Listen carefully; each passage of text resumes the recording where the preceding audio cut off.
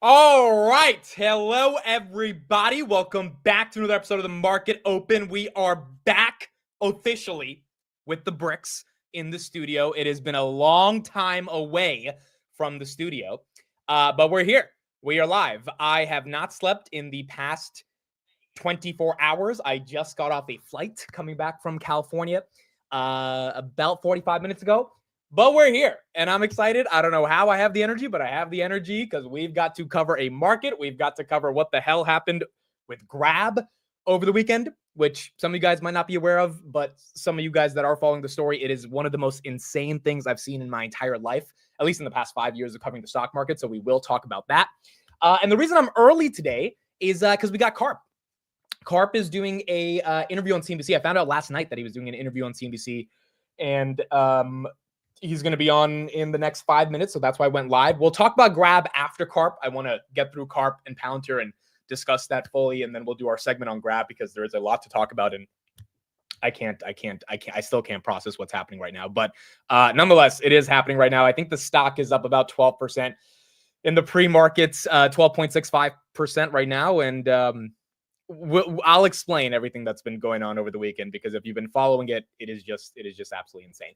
But we're back. I'm happy to be back. It was a long week in California. Thank you to everyone who was keeping up with the content in California. We pretty much did a market open every single day. We didn't get to do the market close, I think 3 of the 4 days, but we did get to do the market close for Robinhood earnings, which was obviously very special last week as well.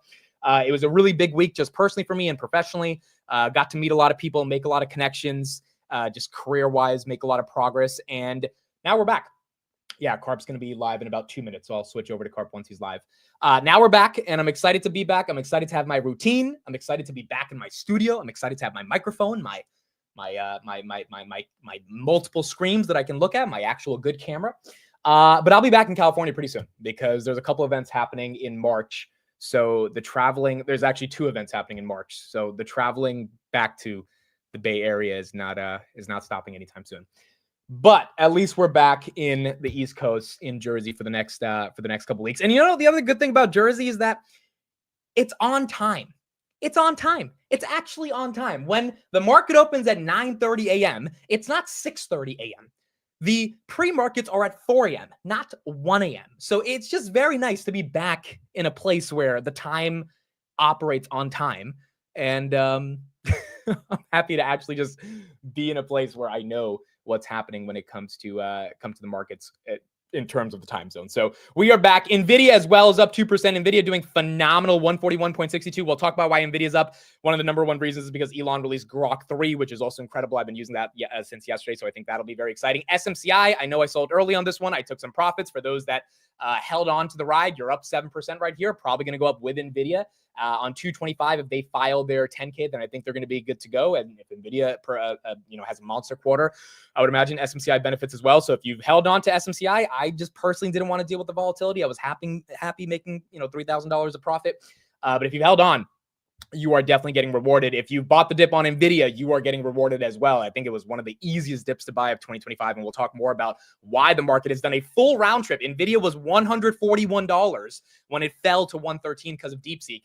It is back to $141. So very, very exciting to see what's happening here with Nvidia. Karp will be on in about a minute, and then I will switch live. You got Tesla, that's up about 0.5%. Coinbase got upgraded to $400 today. They are up 1%. Meta, 737, new all-time high, 22 days in a row. It's been green, unheard of, but it is happening to Meta. SoFi right here up about 2%. Intel's up 5%. There's some acquisition rumors around TSMC, Broadcom, and Intel that we'll talk about in a bit as well. Robinhood up about 1/3%, still holding its 15% gain since their earnings. Palantir, 3 cents away from hitting 121. It's at 120.98 right now. It looks like it's going to hit 121. We do have a bunch of updates to discuss on Palantir. We have new politicians that have bought Palantir that we'll talk about. And then obviously we'll have Karp on CNBC right now, which will also be very exciting to see what he has to say. But yeah, there's a lot to talk about. And I haven't slept in 24 hours, but there is way too much to talk about. And that's why we are live today. Thank you everybody for being here. Ray, Edgar, Deep Value. What's up? Jersey Guido, time operates on time. That is correct. Dude, yesterday, someone made a post about the futures when I was walking down the street of Berkeley. And it was 3 p.m. And I was like, futures are open? I was like, oh yeah, because it's 6 p.m. in the East Coast. So like, it made no sense. I was like, I don't get how people follow the markets from California. I don't get it. Arnie says following markets in California is even worse than in the EU. Yeah, it's like, I don't think I could do it. I don't think I could be in California. Sashi, what's up? Dark Lord, Stags, Bionic, Player One. Thank you everybody for being here. I think Karp is just going live right now. Let's make sure of it. Yeah, it seems so. All right, let me switch over. I think he'll be live just now, and let's see what Karp has to say. I'm pretty sure he's going to be talking about his book, so let's get into this. That Silicon Valley and the West have lost their way. Joining us right now is Alex Karp, Palantir CEO and co-founder. His first book is out this morning, The Technological Republic, Hard Power, Soft Belief, and the Future of the West. We want to thank you for joining us. It's kind of risque. It's a little risque, you think? The title, it's hard to know if it's like an off-color movie, hard power, soft. But I like that. Wow, he goes there early. It's hard to know. It's hard to know. I have about a million questions about the book, but before we get there, I just want to ask you a couple things about the news, because interestingly, I would say the book, which you wrote a year ago, in a way, you were predicting where we were be today in terms of some of the big issues. The interesting thing, basically, what people should, it's not actually the standard book comes in two forms. Either promote yourself, it should be Karp AI, or it's somebody running for president. I'm doing neither. And so the book really is an attempt to say, look, everything you learned at your school and college about how the world works is intellectually incorrect. And here is a way of seeing the world that may not be right, but it's not wrong. And so trying to be right is very hard, but you can definitely know what's wrong. And what you've been taught in college, that you basically should have no beliefs, that the West is inferior, that the intellectual tradition of the West, it leads to self-flagellation and losing on the battlefield, losing intellectually, losing your party, losing your country, losing your border, that your institutions can't work because we're so good. It's actually wrong. And the West was actually never about that. And you can be good, decent, and win, and be intellectually correct. And what was absolutely spot on about what's in the book is we have this technological revolution. It's no longer fake. 3, 4 years ago, institutions basically thought I'd rather have a good steak dinner and a bad product, and at least I get the steak dinner because the software product doesn't work. Now we are in a software-defined world, and the nation that leads software is the USA. And what does that mean for all institutions? What it means is those institutions have to actually live up to their core mandate. So a country has to have a border, the educational institutions have to work, the military actually has to be scary.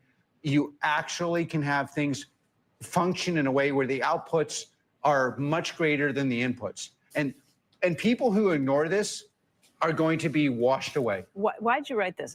Were you mad at the educational system? Did you think that they were teaching the wrong things? What sparked it? Look, I think the West, as a notion and as a principle upon which it is executed again, is obviously superior. Mm-hmm. And not acknowledging that, because by not acknowledging it or denying it, you could pretend you were smarter or better than you were, has led to enormous problems in our society. And also, for the sake of humanity, we have been blessed with a resource called talent management and software production that no other country has. So what does that mean for us? What does it mean for the world? How do you manage that ethically? How do you, and how do you prevent what we had? Essentially, we had a pagan religion that has infiltrated our universities. And that pagan religion basically says everything that's good about America, everything that actually works, it is ipso facto bad. And by the way, you can't talk about it not working because it's a religion. So it's not even, and it's a new religion. It's not an old great religion, Judaism, Christianity, Islam. It's a new religion, and the tenets are West is bad, nothing can work. If it works, it's bad, and the West is, and that way of thinking has corroded every aspect of our society. Last not least, it leads to a situation where you get a complete corrosion of all institutions and to a legitimacy crisis. So no one actually believes anyone's an expert. I'll just make this last point. In the 50s, if there was this famous professor, Ken Arrow, and if Ken Arrow said you were smart, you got tenure. And why did that happen? It was because people knew Ken Arrow is smart. The institution he represents is the best in the world. There is no one like, honestly, the only thing like that currently in tech is a Palantir degree. If you work for Palantir, everyone knows you're good. And that's basically, none of these, like when we went to school, the schools actually had credibility. The science was actually science. You could. Okay, so let me just ask, and then I want to actually get into some of the news, but what would you do to bring it back? And do you think we're on that path now? Well, I think actually, so one of the things that's not in the book, I think if you read the book, it reads like it was written today. But so one of the things that I would, if I were writing the book today, there's a sense that people have that there's a pendulum swing. So if you if you look at institutions that are failing and you talk to the smart people there, universities, UN, Democratic Party, they'll tell you there's going to be a pendulum swing back. But AI is actually breaking the pendulum swung. So what Europe thinks, if you're like, I spent half my life in Germany, you talk to smart Germans, they're like, okay, we're having a bad time. We're going to have a good time. We did this under Schroeder. It'll come back. We don't actually agree with all the stuff that people said. We can't say it publicly. That's what they say. Okay, but what they're not understanding is the technical revolution now is so great, you got to get on the train because that train is leaving and there is not going to be a swing back. So what I'm trying to say to people who are on the pendulum, people who are builders is like, we have a responsibility. We have to be dedicated to our nation. What I'm saying to people who may think they can get off the train, university intellectuals, United Nations dedicated to undermining America and anyone who's Jewish or something, you're being left behind. And by the way, I'm happy you're being left behind. But just know, if you get left behind, do not cry that you're not part of the dialogue. Right. And that's actually what's happening. They're like crying, like all these people are becoming protest parties. It's like, I grew up protesting in DC with my parents and no one listened. If you want to go back to that, just do not read the book. Pretend this isn't happening. Alex, how did so many, whoever's hiring at colleges, it was just sort of a mass hysteria to all be on the same page for who gets tenure and what dogma and orthodoxy makes you attractive to college? Because it's everywhere. I don't understand how it happened, and I don't think we ever get it back. Well, I understand how it happens. It's like this country is fundamentally Calvinist. So that's one of the great strengths of this country. And what Calvinism basically says, as opposed to like Lutheranism and other, is if you've done something big and important, you're probably a good person. And what you had at universities was an inversion and rejection of that. And so all the intellectual movements are downstream from that. And so and that inversion is very, very charismatic if you want to assume that you are right because you're wrong, basically. And it's a very, very charismatic movement. But I think the area where we bear responsibility, who disagree with it, is we have to stand up and say, but this doesn't work. We have to, one of the things in the book that's unusual is I'm quoting, like, judge them by the fruits they bear. Like, okay, you're in favor of this world order. What have you built that works? Like, show me any institution that you've created, any institution. And I want to see that institution where the inputs are less than the outputs. So it's, okay, and I don't care what it is. It could be an intellectual project. It can be a road. It can be a skyscraper. It can be a weapon system. And what you will find is they'll literally say, I reject that frame. And that's okay, but it's our responsibility to hold them to account. You rejected the frame of something that could work. I'm not saying that everything I'm saying is right. I don't know that, but I am certain that what you're saying does not work, and you will be left behind in history. Alex, let me ask you a couple of things that are in the news, and I just want to actually relate one of them to something you just said. You lived in Germany for half your life. Yeah. And there is a big debate going on about the politics in Germany right now. You're also Jewish. And there is support, and you've even seen it over the weekend. Marco Rubio and Elon Musk and others have been very supportive of the alt-right movement in Germany, while there have been questions about their association with some supporting Nazis and other things. I'm curious where you land on that. I don't want to go into the technical weeds here, but the problem in Germany is that somehow the small portion of Germans that believe you cannot talk about migration without being a bigot, which is about probably 15%, 90% of them vote for the Green parties, have somehow tricked the larger parties into saying they will only vote for things if the far right doesn't vote with them, which basically, as a matter of pragmatic power, shifts all immigration policy to a small group of people that literally will not let you discuss the fact that Afghani immigrants to Germany have a 70x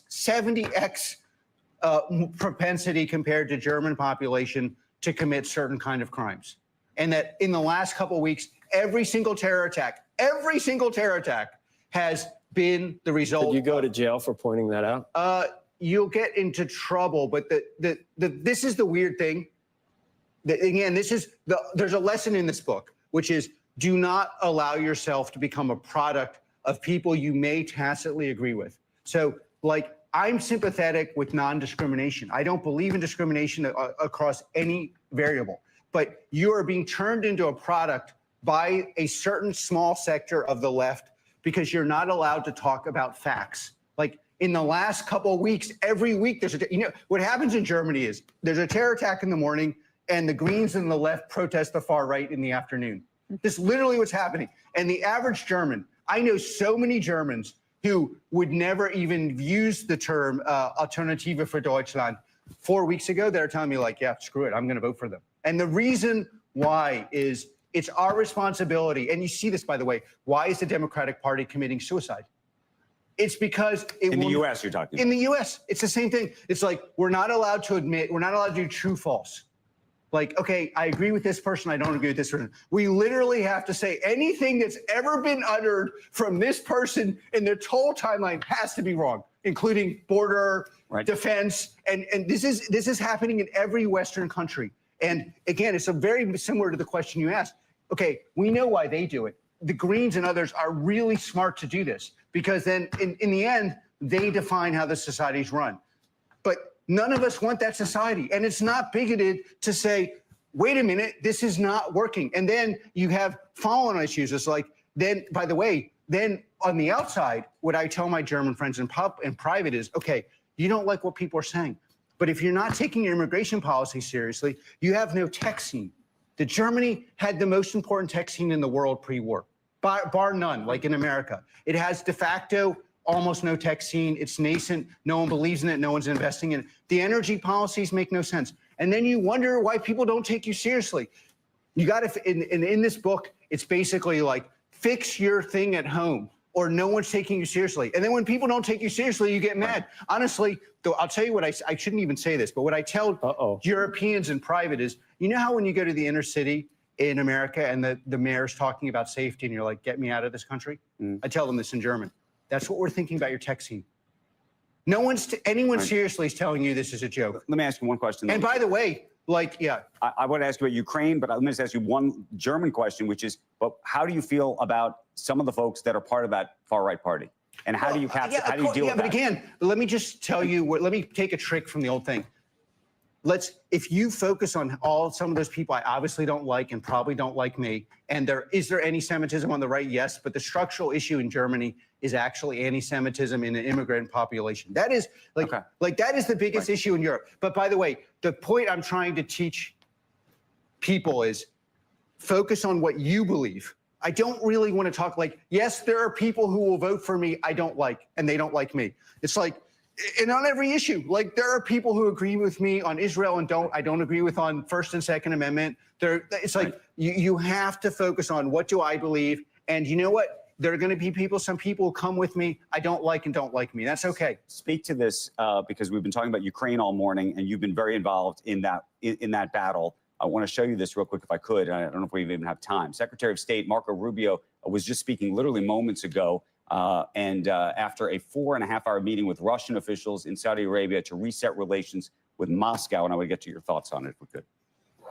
The goal of today's meeting was to follow up on the phone call the president had a week ago and begin to establish those lines of communication.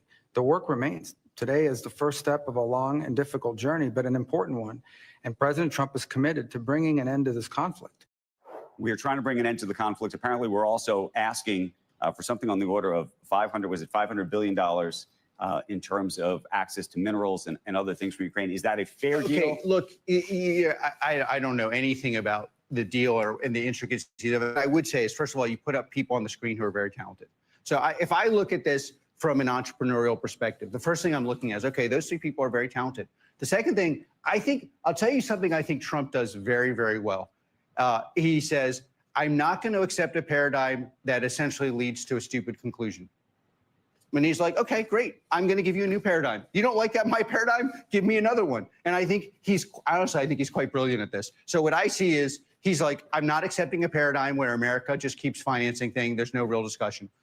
I'm sending 3 of the most talented people there. Let's figure it out. And again, what I would say to people who are trying to figure out how to make themselves, how to be builders is do not accept a paradigm that is stupid, no matter who tells you that you should have it. Okay, let me ask you a different question about paradigm shifting. So one of the things that's going on right now, Elon Musk working with the Doge team in Washington to try to get at some of the misspending that's been going on over the years. Fraud, waste, and abuse. And I think there's a lot of people who are super supportive of that. At the same time, you're hearing about resignations and all sorts of other things of folks who are questioning the access that they're getting to data. You are somebody who lives within data. You care about safety and security of data. Do you think we should have those concerns? And is there a way to do whatever's being done right now so that you can take the country and those who are questioning all of this with you, well, if you will?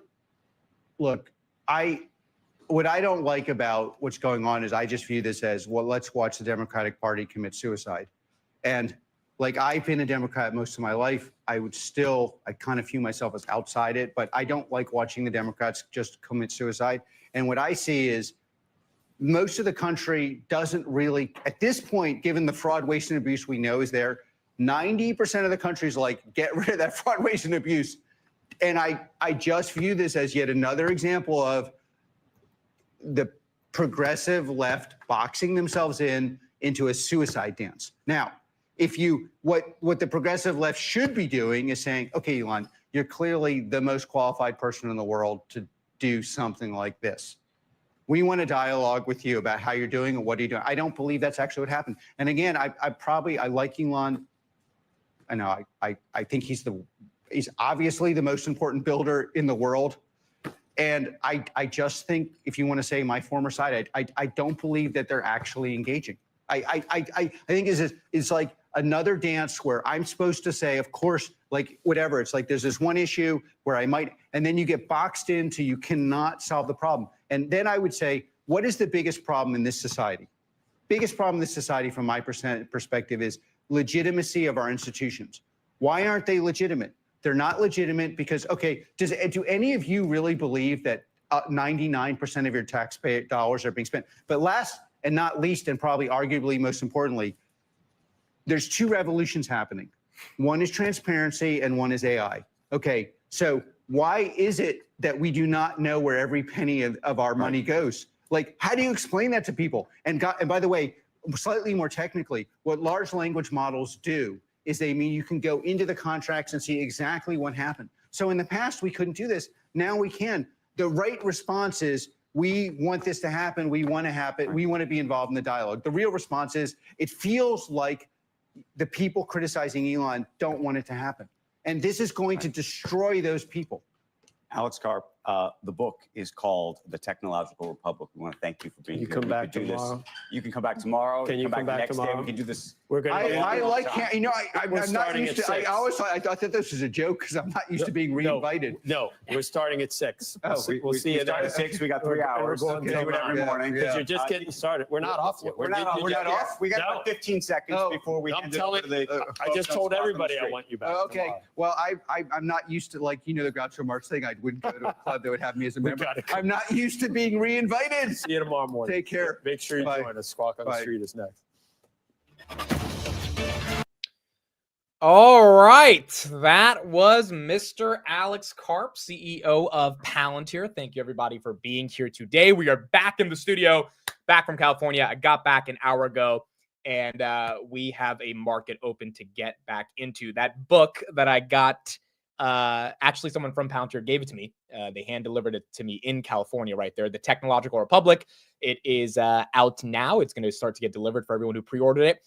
And, there's nothing to say on what Karp said. He said pretty much everything that we know he's been saying. The interview he did with Sarah on Cnbc right before Q4 earnings, pretty much everything he echoed in that interview in terms of Western values, geopolitics, what he likes or doesn't like about Trump, all of that was echoed in this interview that we had for about 15 minutes. We'll talk more about Palantir today. There's a lot to discuss in terms of what's happening with Palantir. The big kind of news today is about Grok 3, and we're going to get into that later as well. Palantir has brought Grok into the enterprise. Grok is xAI's competing large language model. Elon actually quote tweeted a tweet from Palantir on February 6th and said Grok 3 is coming soon to Palantir.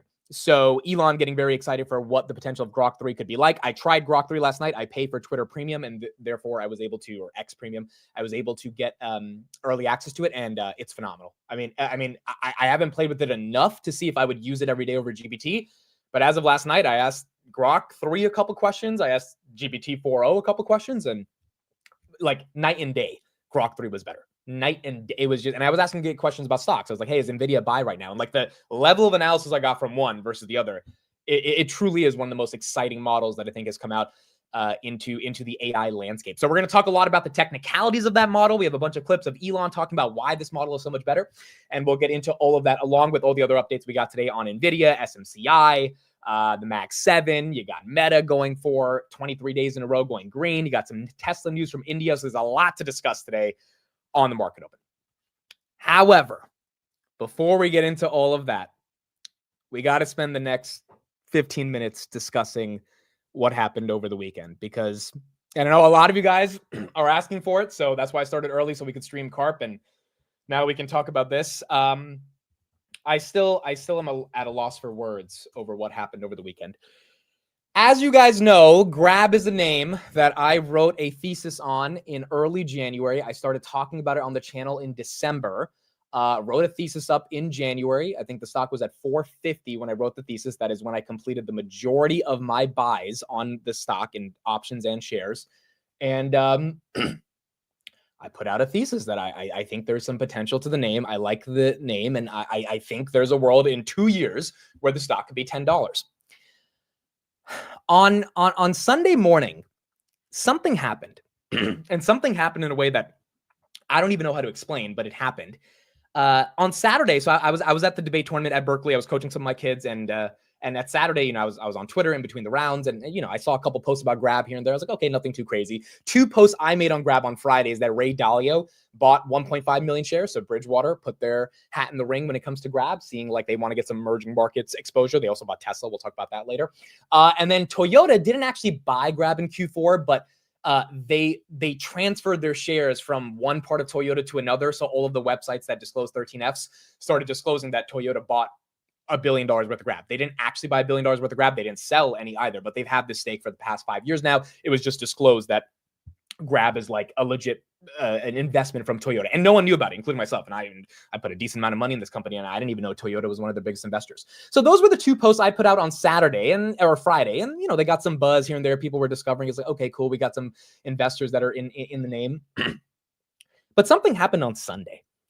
On Sunday, I woke up in the morning, and for some reason, like, there's just a lot of posts about Grab.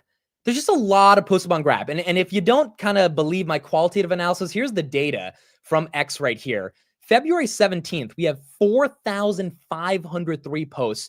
On February 12th, we had 500 posts. That is a 900% increase in terms of the level of content that was using ticker symbol GRAB. That doesn't even include all the people that didn't use the ticker symbol, but we're still talking about the ticker over the weekend. And this increase kind of happened overnight. February 16th, it was 1,000. It was 1,800. So that was a Saturday. It was like, okay, we had a decent amount of posts. But February 17th is when it went nuclear. It was just absolutely insane. And so I don't know what happened. I don't know how this happened. Anyone worried it's bots? It is not bots, because trust me, like, I view 95% of the content. Like, I quite literally went through everything because I could not believe it was that much content. They're not bots.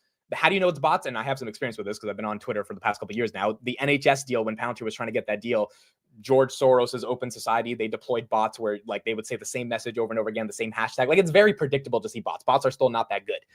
These were regular people that started seeing some interest in the name, and then the compound effect was insanity. Like, when I mean insanity, every single big YouTuber finance personality that you can think of started talking about it. Joseph Carlson started talking about it. Kris started contributing more to the conversation. You had some big Grab accounts that have been talking about it for a while, started getting thousands of followers just based off their analysis of the stock. You had every single YouTuber, you had hedge fund managers putting their name into the ring, just like discussing the idea a little bit more. People talking about, do they like Southeast Asia? Do they not? The bull, the bear case. This guy, who a relatively big account on Twitter, I think 50,000 followers, and I've never heard him talk about Grab before. He puts out a thread, gets 554,000 views in the past 48 hours on February 16th. Today's February 18th. And this type of a post where there's like this big thread with all these different parts of the thesis, I've seen this replicated many, many times of people giving their own interpretation of what it's like. And so I don't think it was bots. I can't be 100% sure, but I'm like 99% sure, because Grab's own Twitter page has not posted in the past 3 years. They don't use Twitter. They don't use social media on Twitter. I'm sure they use other aspects of social media in their marketing department, but they don't use Twitter. They don't use X. Anthony Tan hasn't tweeted since 2022. So I think they woke up. Their social media team woke up, if they even check X as a platform to market on. And I think quite literally they were just like, what the hell is happening? Because there's about a select, I would say 10 of us that talk about Grab on X. And we don't talk about it every single day. It's not like the Palantir community where it's like every single day we're finding DD and stuff. It's kind of just like, look, we think there's a thesis. I personally think the stock can double in 2 years. That's not the most exciting return for everybody. That's not Palantir, Rocket Lab, Robinhood. So I don't even put out that much content about it. But when I see certain things that I like to put out about it, I put it out with the hope of just sharing that due diligence. But on Sunday, this was unheard of. Every other post was about Grab. And it was just like, what is happening? I think it wasn't even FOMO. My actual explanation of this is how I break it down, is that Dalio and Toyota investments in Grab becoming public got a lot of people interested. And then what really happened is this group, there's a group called Grab. It had 87 members on like Wednesday. They invited me into the group on Sunday morning, which is when everything started taking off. So I made a post. I said, hey, I'm happy to be here. There was like a couple hundred people at that point. This group now has almost 2,500 people. And I think this post got 256,000 views, or 265,000. I think the X algo took this and made it viral. And a lot of people saw my post. My post was very simple. I was like, hey, when did you first start buying Grab? I'm happy to be part of the community. And it just compounded and compounded and compounded. And more people started joining the group. And then more and more people started commenting when they started buying. And then more and more people started seeing other people comment when they started buying. They started looking into the name. And then more and more people started writing up a thesis. Then more and more people started looking at the financials. Then more and more people said, hey, kind of like the financials, or hey, I don't like the financials. Then you had all these bear cases and bull cases. Then you had these big accounts that try to like make fun of finance news and stuff. And they're like, Grab is a shit code that's going viral. This is Wall Street bets. And so you had that angle to the theory. And it was just like madness for 24 hours on content around Grab. And it hasn't stopped. This is why I also know it wasn't bots. I have not slept for the past 24 hours. I was on the flight the past 4.5 hours from San Francisco.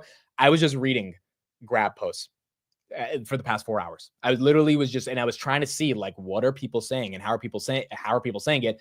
And I kind of break it down like this. I would say out of a pie of 100%, 50% actually believe in the fundamentals and they're getting very bullish. Then you've got probably 20% that are just chasing, that are just like, oh, this is hype. This is really exciting. They're getting on the bandwagon. So that's 70%. Then you have 10% that are just technical analysis, right? But they're just people that are just like, dude, this chart is like one of the sexiest charts we've ever seen. And this chart is ready to break out. It has a 3-year consolidation, yada, yada. So we're at 80%. And then the final 20% are people that are putting out bear cases, which is healthy. So I would say 80% bullish. And in the mix of that 80% that's bullish, you have some people that are chasing, some people that are only caring about it from a technical perspective, and then 50% that actually believe in the thesis, that are looking at the numbers and they're like, wow, this could be the next thing. And then you have 20% of people that are bearish. But in the 20% of people that are bearish, I would say 90% of those 20% don't have a really good bear case. The bear case kind of sucks. I mean, these are people still thinking that the valuation is expensive because it's worth $20 billion without realizing they have $6 billion in cash. So the enterprise value is $14 billion. That totally changes the narrative. This is what happened to Robinhood when it was trading at $8 billion. There was $6 billion in cash. People still felt $8 billion was expensive because the growth wasn't that good back in the end of 2023. But when you're only paying $2 billion for the business, because the EV was 2 because they had 6 in cash, it becomes a lot more attractive. So there were these, in the midst of all the bear cases just weren't that good. And the bull cases started compounding against the bear cases. And then a lot of the bulls that like I follow on Grab started responding to the bears saying, hey, this is stupid. You haven't really done your research. This doesn't actually make any sense. And it's just been this madness over the past 24 hours. Madness.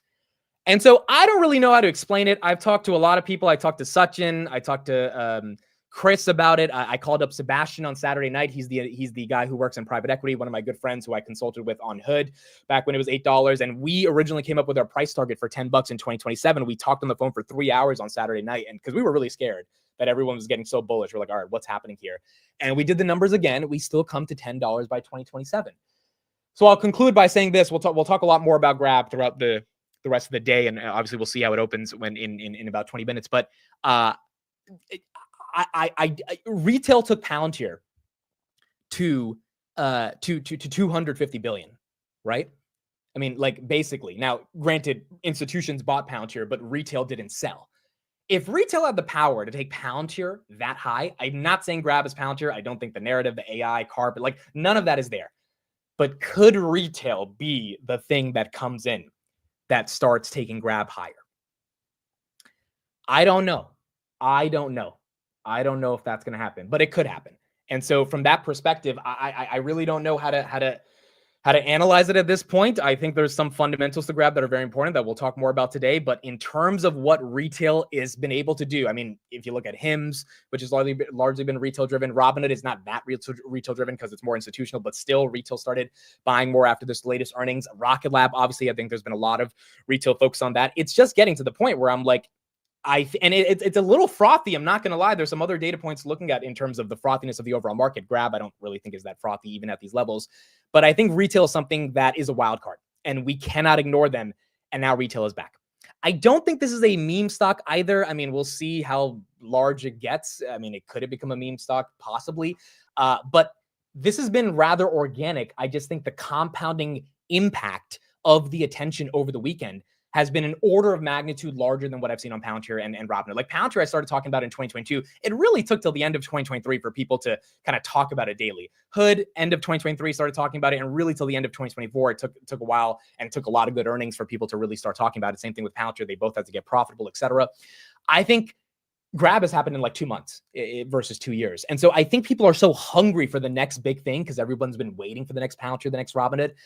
And they're looking at Grab, and maybe it's Grab. Now, I don't think it's Grab because I don't think it's Palantir, Rocket Lab, or Robinhood, but I think retail is starting to think of that, and this is the wild card. Now, either retail gets really excited and they buy this up, or they get interested for a few weeks and they leave and they don't care. Or hedge funds see all the bullish retail chatter because they're monitoring X, and they start entering into the name to build a position, or maybe hedge funds pump it just to dump it, or hedge funds dump it to get cheap shares just to get retail discouraged, and then they pump it up. Like, I have no clue what impact retail is going to have. Grab was up 13% yesterday in Frankfurt. It's up about 13% here right now in the pre-market.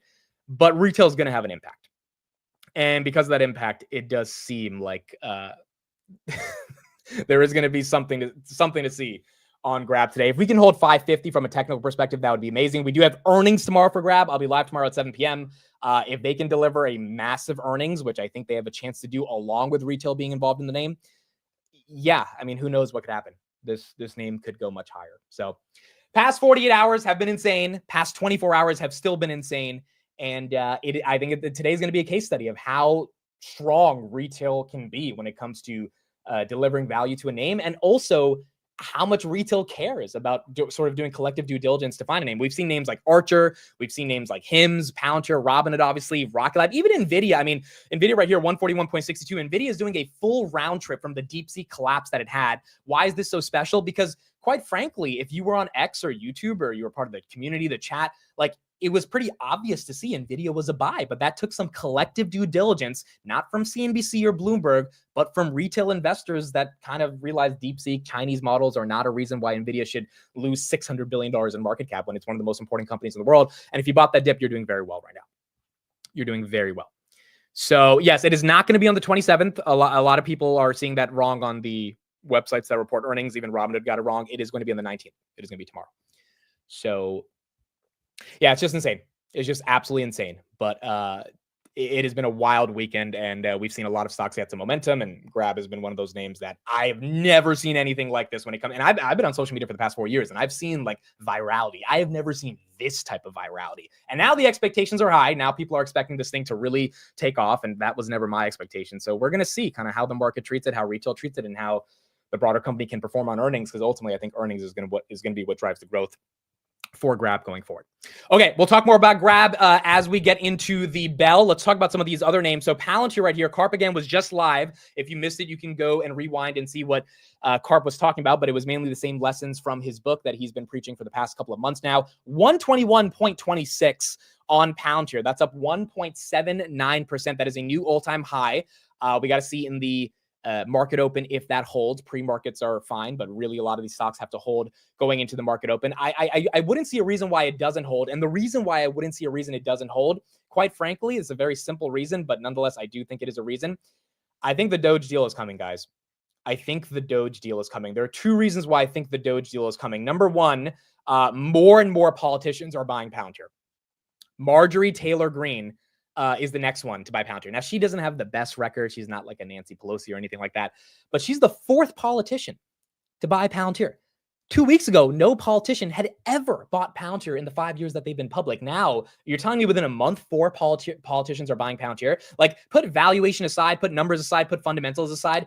This is a signal that I think has to be discussed. It does not make any sense that in the past month, 4 politicians that have never invested in Palantir before decide that they want to take a stake in the company. And to me, it's because the synergies between Doge and Palantir are becoming more and more apparent. And because they're becoming more and more apparent, I think it's becoming obvious that there is an argument here that Palantir is going to get bid up. As someone says right here, politicians opening positions is a leading indicator. Yes. I think it's a leading indicator, dude. We've seen it many times now. Are those politicians guaranteed to be right? No, because they're not Nancy Pelosi, but they could be right. And I just don't think as a politician, you're buying a stock. I think they made their buys mainly around 70 to 80, unless you think it's going higher, right? Or unless you quite frankly know, even if they don't literally have the data, but they have enough connections to have enough of an intuition that's probably better than ours because they're just so well connected, that Peter Thiel, JD Vance, David Sachs, Palantir, Elon and Karp talking very friendly about each other, Elon retweeting Karp every other day, like that idea of them being so centralized, along with, we've seen some of these Doge contracts come out and they're talking about forward deployed, which is very common when it comes to forward deployed engineers. Like there's just hint after hint after hint that this is happening.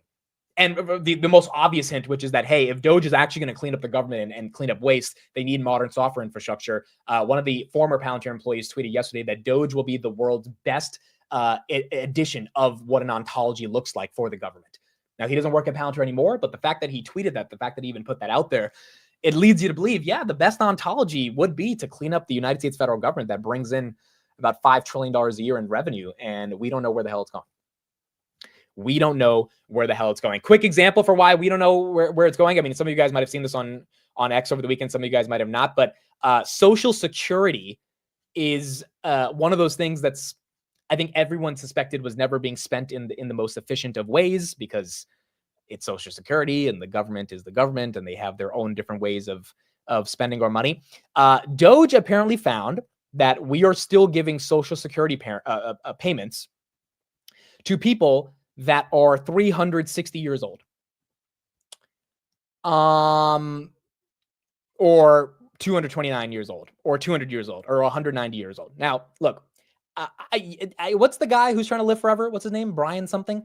I don't know if there's a ton of Brians that are out there that are 360 years old, but it kind of doesn't make sense that we are paying Social Security to even people that are 130 years old.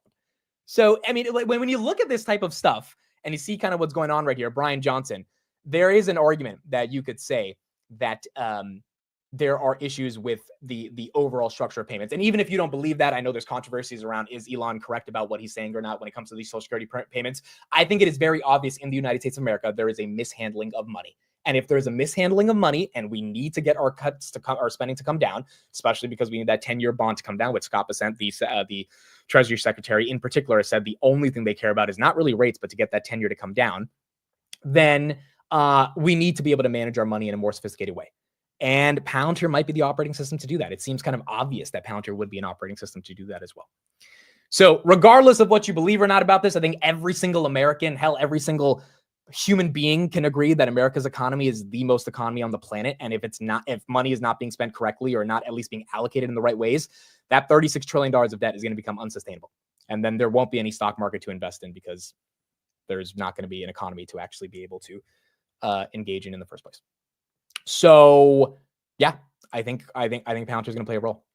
I think Palantir is going to play a role. And that's why I think Palantir is pumping right now. Look, does the valuation make sense on Palantir? Obviously, mathematically, no. I'm not going to justify Palantir being worth almost $300 billion on the mathematical sort of numerical understanding of it. But then again, even at 100 billion, it was hard to justify it from a mathematic perspective. So to me, it's always been qualitative. It's always been narrative driven. It's always been qualitative.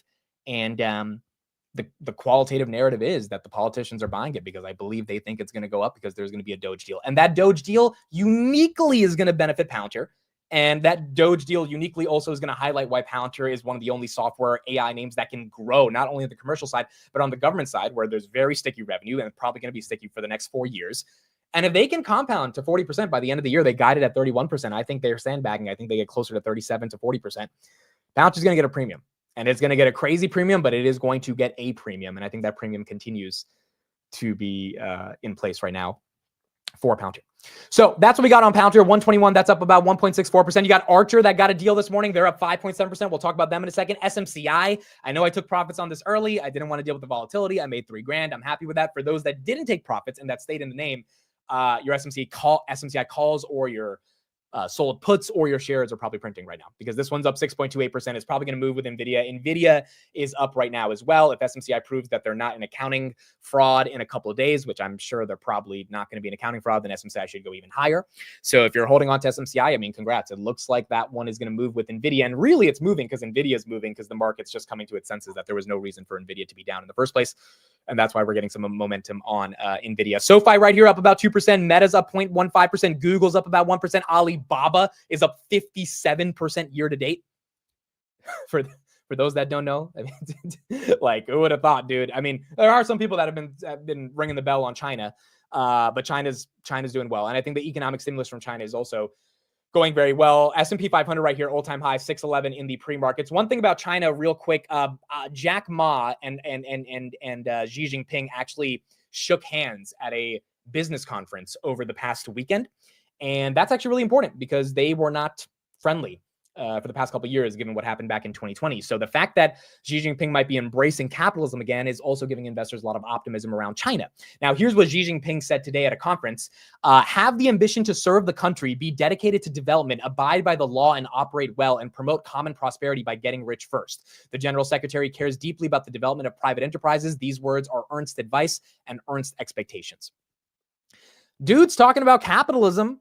He's talking about common prosperity, and he's talking about actually allowing people to get rich as long as they give back to their community. I mean, this is a general tone shift from Xi Jinping that we have not heard about in the past couple of years. And I think he's realizing, hey, like if he doesn't like kind of switch his tone, their entire economy is going to be screwed. So you got the stimulus, you got Xi Jinping getting a little bit more friendly to the entrepreneurship class.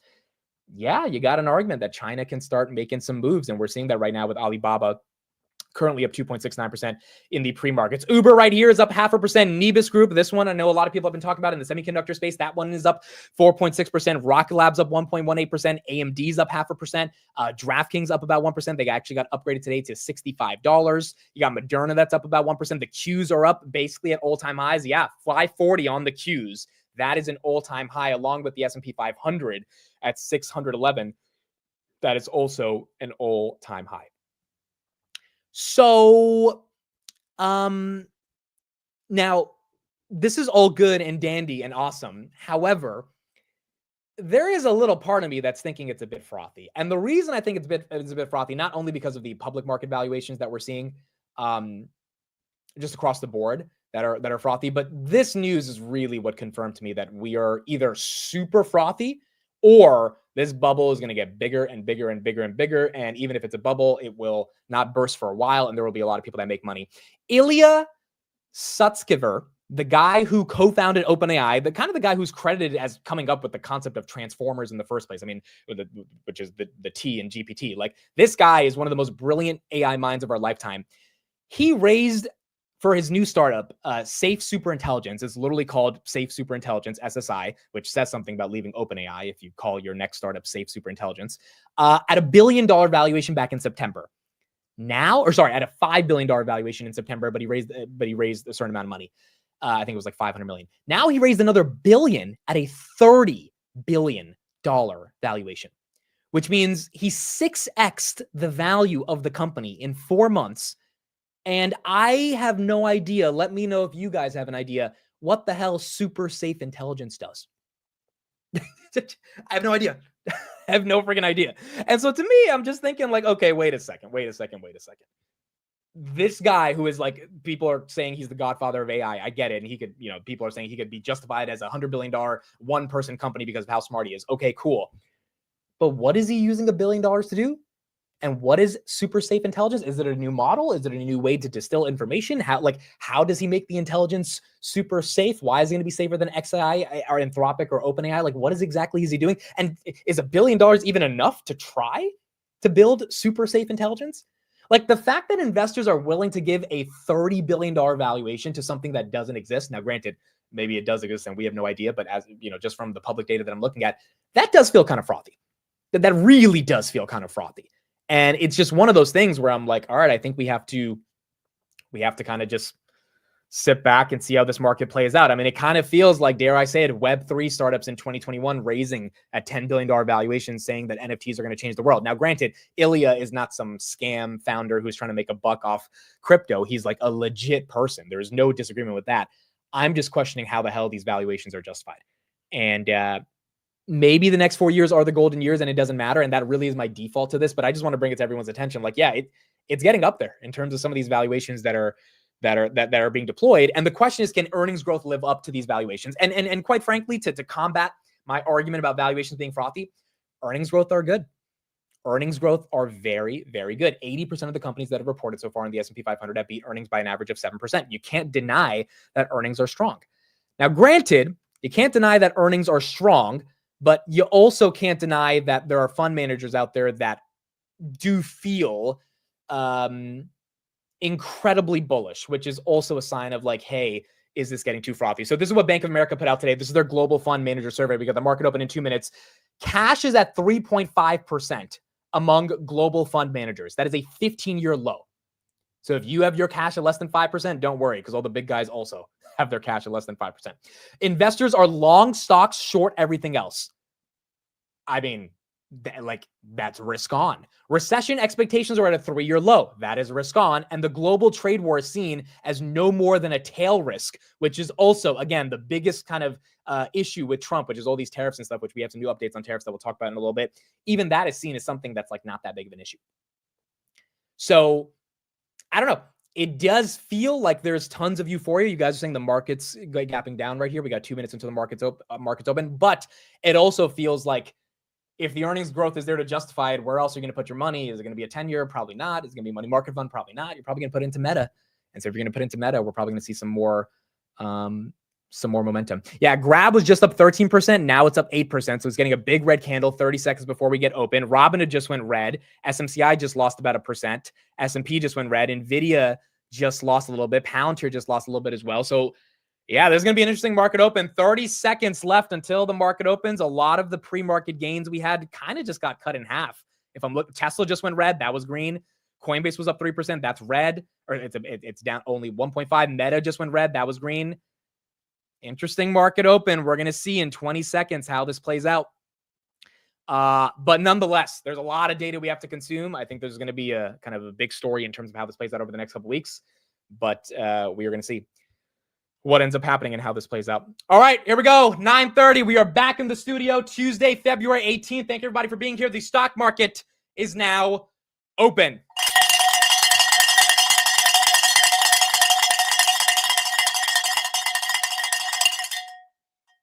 All right, wake your ass up. Here we go. All eyes on Grab. It was up 13%. Now it's up 4%. You got a lot of selling pressure into Grab as we get into the open, which I think is fair. I think that was kind of expected. Grab now here is up about 5%. It was up 15%. So a lot of people took advantage of that opportunity if they were even able to get into the 540s, 550s. Grab 16 million shares of volume, which is pretty damn incredible given they average only 17 million shares of volume a day. So they're basically there. We'll see if this price stabilizes. We'll see if people buy the dip, or we'll see if this continues to be used as liquidity from people to end up dumping. We do have earnings tomorrow on Grab. Nvidia 142, Palantir new all-time high 121.77. It looks like Palantir wants to get to 122. It is 1 cent away from 122. There you go, 122. $122 on Palantir. That's up 2.3%. Nvidia 142. Nvidia goes green. Grab now recovering a little bit. 520. Archer is up 12%. 1160. SMCI is up 8.3%. Looks like there was a little bit of a head fake 30 seconds before the market opened.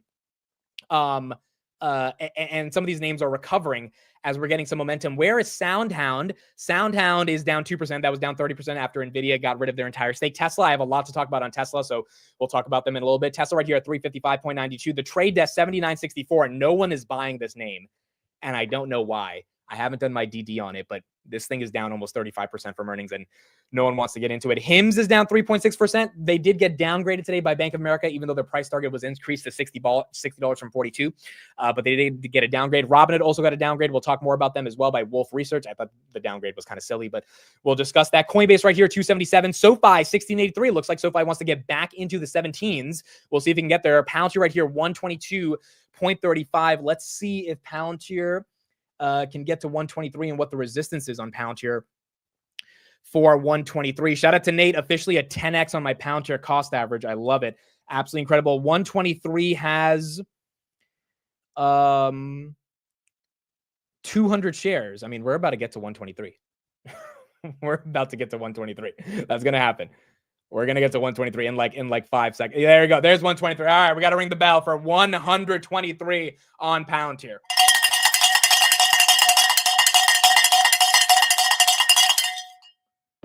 All right, so that's up 3.3%. Nvidia's not struggling today. Nvidia and Palantir kind of leading the way. Grab kind of normalizing a little bit at 520. SMCI also holding up 8%. That's doing its thing. Hood is down about 2.4. Again, Palantir, okay, just got rejected at 123.25. Now it's back at 122.64, but looking like it wants to get to 123. Quite frankly, yeah, it's looking like it just can't be stopped right now. I mean, it is on a tear. We're right back to 123. Look at that, dude. Right back to 123 within seconds. We do have the big bell. You guys might be able to see in the background for 125. Someone at the California meetup gave me. You see this bell right there? That's a Palantir ingrained bell. And we can only ring it, he said, on $5 increments.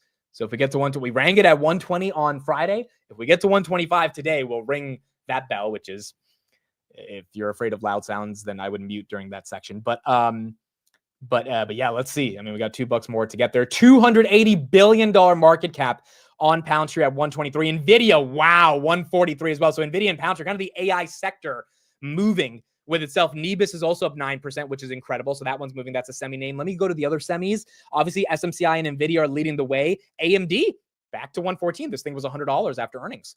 Nice little recovery. SMCI up 9%. 52.24. Intel up 7%. There's some acquisition rumors on Intel today. ASML's up a little bit. On Semiconductor's up. Broadcom's actually down. Qualcomm's up. TSM is up. Marvell is up. ARM is up. Lam is up. Dell is up. Micron's up. Nvidia really showing some momentum at 143, but SMCI leading the way in terms of the semis, up almost 10% on the day. 52.34 on SMCI, 143 on Nvidia.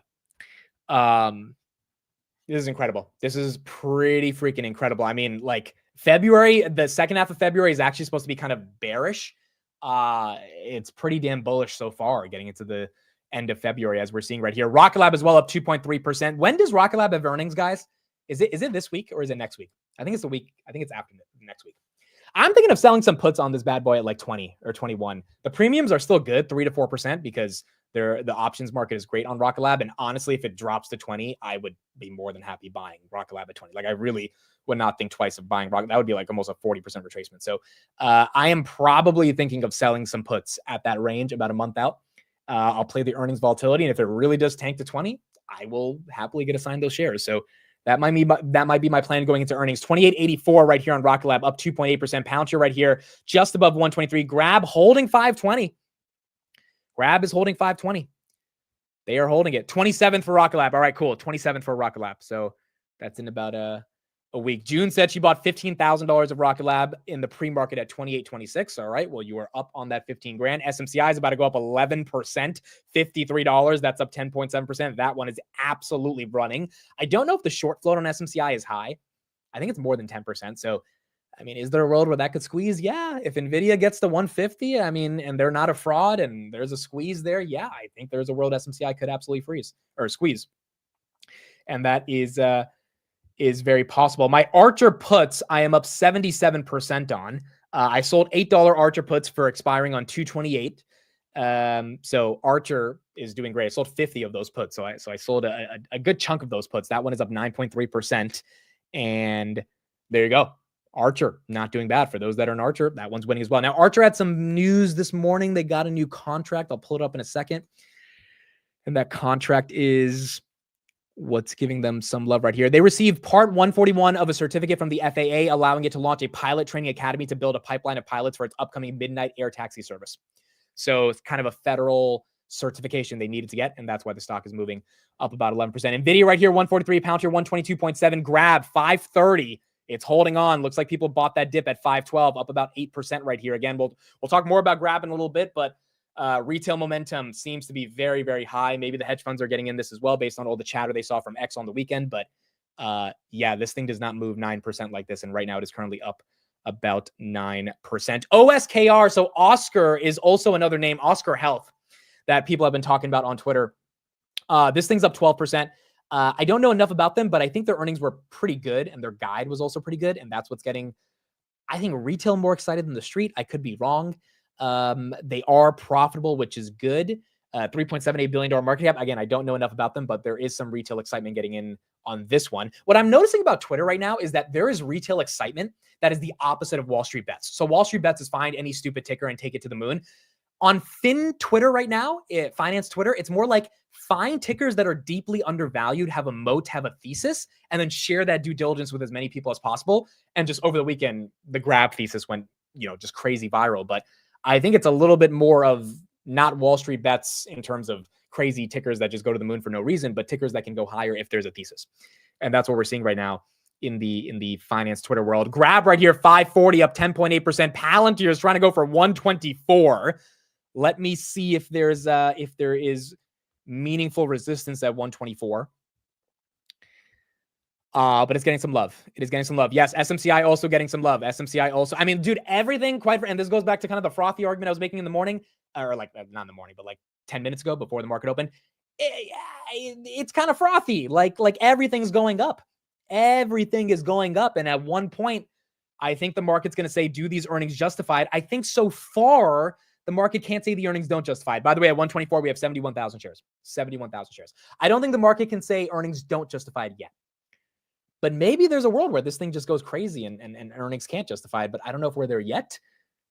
But I mean, the market's getting up there. Like we are seeing a lot of momentum right here. And I still think holding on and buying into strength is not the worst idea on a lot of these names. But it's going to be a question of if the market takes a breather, do we slow down? Do we consolidate? Or do we just keep pushing higher? We are 1 cent away from 124. We did not touch it yet. There's 70,000 shares waiting for 124 on Palantir. Now, there you go. $124 on Palantir.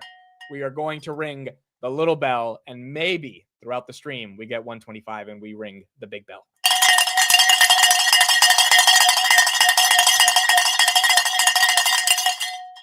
I'll tell you what, all this frothiness and all this trading is definitely good for Hood. Hood's down 2.7%. I think that's stupidly down right now because all of this trading is just like, it's great for Robinhood. So like Robinhood got a downgrade by Wolf Research, who has actually been the most bullish on the name for like the past couple months. And they were like, we think everything's priced in and it's getting expensive, which I get. But I'm also like, did you see that growth? Did you see their guide for January's data? Like that's not a reason to sell or take profits. That's something where you hold on to as long as we avoid a recession. And if we get a recession, everything tanks. But if we don't get a recession, Hood's going to be there and they're going to be winning. So I thought the downgrade was kind of silly. And I think that's why it's down 2.5%. But all the market momentum we're seeing is definitely good for Robinhood. Grab right here, 545 up 11.2%. SMCI up 13.5%. SMCI getting a ton of momentum right here. So we hit 54. Yeah, 54.39 on SMCI. Where is Nvidia? Nvidia 142.66, getting a little bit of a rejection at 143.5. Archer as well, getting a little bit of a hit at 11. Just under 11. Rock Lab 28.76 got hit at 29.14. S&P 500 6,123. That is a new all-time high on the S&P 500. Oh my goodness, we are 20 cents away from 125 on Palantir. The resistance on Palantir at 125 is 171,000 shares. I'm just going to get the big bell ready in case we have to just...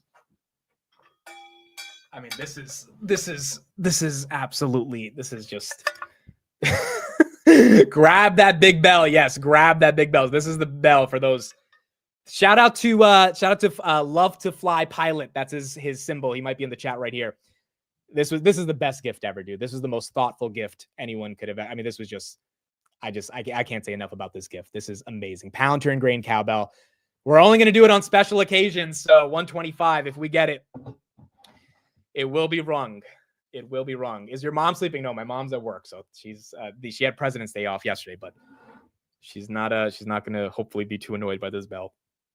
Dude, this is crazy. This is crazy. This is insanity. We were just 6 cents away from 125. We were at 124.94. We have added about 15 billion in market cap today on Palantir. All right, question. I'm not going to make a poll, but excited or nervous? Put it in the chat. Excited or nervous on Palantir price action? You guys know what this means. Excited is, hey, let's keep it going. Nervous is, okay, this is kind of getting to the point where I'm thinking of selling or maybe get some covered calls, buy some puts. That's how we define excited or nervous. What are you feeling right here on Palantir? I think it's fair to be excited and nervous, to be honest. I really do. Shout out to Love to Fly Pilot. There he is right there in the chat. Amazing, amazing guy. Got to meet him at the Berkeley meetup. And thank you for the bell, dude. It's going to be a special bell for the community for, you know, the rest of the time that we're covering Palantir, which is going to be a long time. So thank you for that. And thank you for being here. What did Arnie say? Well, yeah, Arnie, what are you thinking, bro? What did Arnie say? Arnie said, excited to see people crying.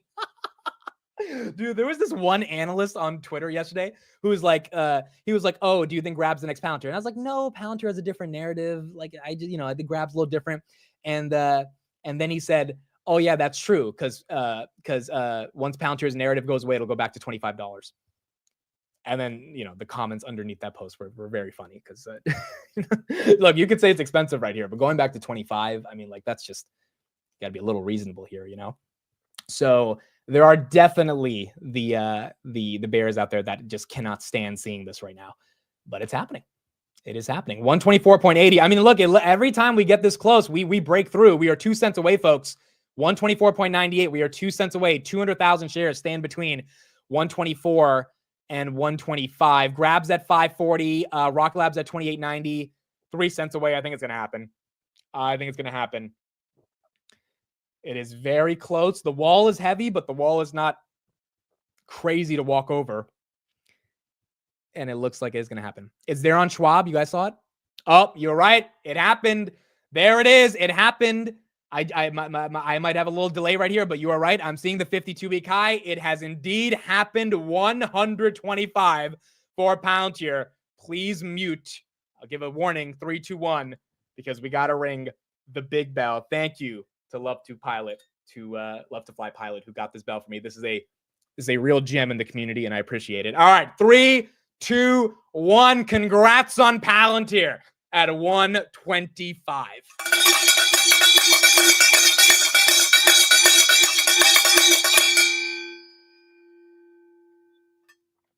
That'll wake you up. That'll wake you up today. That'll wake you up. Holy crap, dude. What is going on? This is just, I don't know how to explain this, guys. I don't know how to explain it, but it's happening.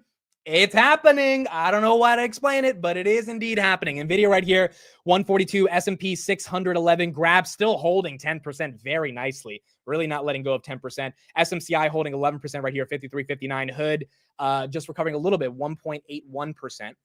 It was at 63, now it's at 64. And Palantir again, trying to hold on to that 125 level.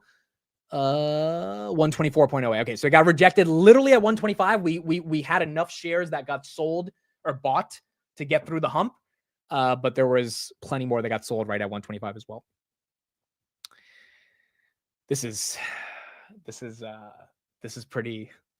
Well, this is pretty. Again, well, we know that Palantir is powerful as fuck. I mean, that's what's happening, right? That's what's happening. Shout out to Dragos for the 50 gifted. Appreciate you, brother. Thank you for the 50 gifted. Appreciate you. Thank you for being here. And thank you for spreading the love across the entire community. I know you are pretty happy today seeing Palantir up at 125 because we have thousands of shares. And I know a lot of you are probably happy. Thank you, Dragas, for the 50 gifted. And thank you for all of you guys who are here today. I met a lot of people at the meetup, by the way. I'll talk more about the meetup at the end of the stream, but I met someone who had 60,000 shares with a $10 average. I met someone who had 70,000 shares with a $19 average. I mean, like the amount of people that own this stock and that went heavy and they're not selling. This is what I mean by retail is helping Palantir continue to push higher, because although the institutions are actually the ones buying, retail is the one that is not selling. And if no one's selling, especially those shares that were locked up from 2022 at $10, $19, it's going to be really hard for institutions to get a cheaper price. So the story continues. The story freaking continues. And then you got the Doge catalyst that is not stopping. If the Doge catalyst isn't stopping either, this is what you get. You get sort of what I was describing at the meetup, when people were asking me, what are my thoughts on Palantir? My thoughts on Palantir is that it is the perfect storm of events that could not happen to a more worthwhile or deserving company to have that perfect storm of events, given what they've done for the world and given the 20 years they fought to be in this position. And it's happening. Is the valuation up there? Yeah, but it's happening. You're seeing this stuff happen in real time, and the market's giving a premium on it. Retail's not selling. That's why we're getting Palantir at these prices right now. And that's how I explain what's happening right now. Intel up 7%. Intel still getting some of that love as well from the potential merger from them and TSMC and Qualcomm. We'll talk more about that, but those rumors are heating up. Meta right here taking a little bit of a breather, down 1.4%. Tesla down 0.5%. SoFi right here 1669. AMD's up 1.1%. Bitcoin actually down on the day 95.6. Bitcoin's really been holding 94 to 97 for the past couple of weeks now and just been flat. Reddit's down about 1.39%. Nubank's down about 2%. Marvell's down 1.3%. TSM's almost flat on the day. Micron's up 3%. Then On Semiconductor up 1.2%. Archer just dipping below 11 at 1094. That's up about 5% on the day. Oh my, this is pretty incredible. This is pretty freaking incredible. John says my net worth is up 12% today. Yeah, I would imagine everyone's portfolios are up a lot. I'm looking at mine right now. It's up there. I mean, this is a big move. This is a big freaking move. Amit, do you have neighbors? Yes, I have neighbors. I hope they're. Oh, dude, I was sitting at Berkeley at the tournament that I was coaching my kids, and the rounds were over. I was just sitting, and this random guy walks up to me, and he's like, "Hey, are you Amit?" And I'm like, "Yeah." And he's like, "Dude, I started watching your content like 3 months ago, and Palantir to the moon." And it was just crazy, bro. It was just crazy. So when you said neighbor, like it just triggered in my head of just like there are random people across the world that have come across the content. They're watching it. And if my neighbors are hearing the loud noises, I hope they own some Palantir. I really do, because if they do, then it might not be too annoying to them to hear these noises. It is just that experience alone was like, oh, this is happening. And it's because of Palantir, right? Like that this is why it's happening. Like people are interested. He was obviously interested in Palantir. He searched it up on YouTube. He found me, and it was very random. He was like, I didn't know you'd be at a debate tournament. I was like, yeah, well, I'm coaching with my kids, but it's just crazy, right? It is spreading. It is spreading like wildfire.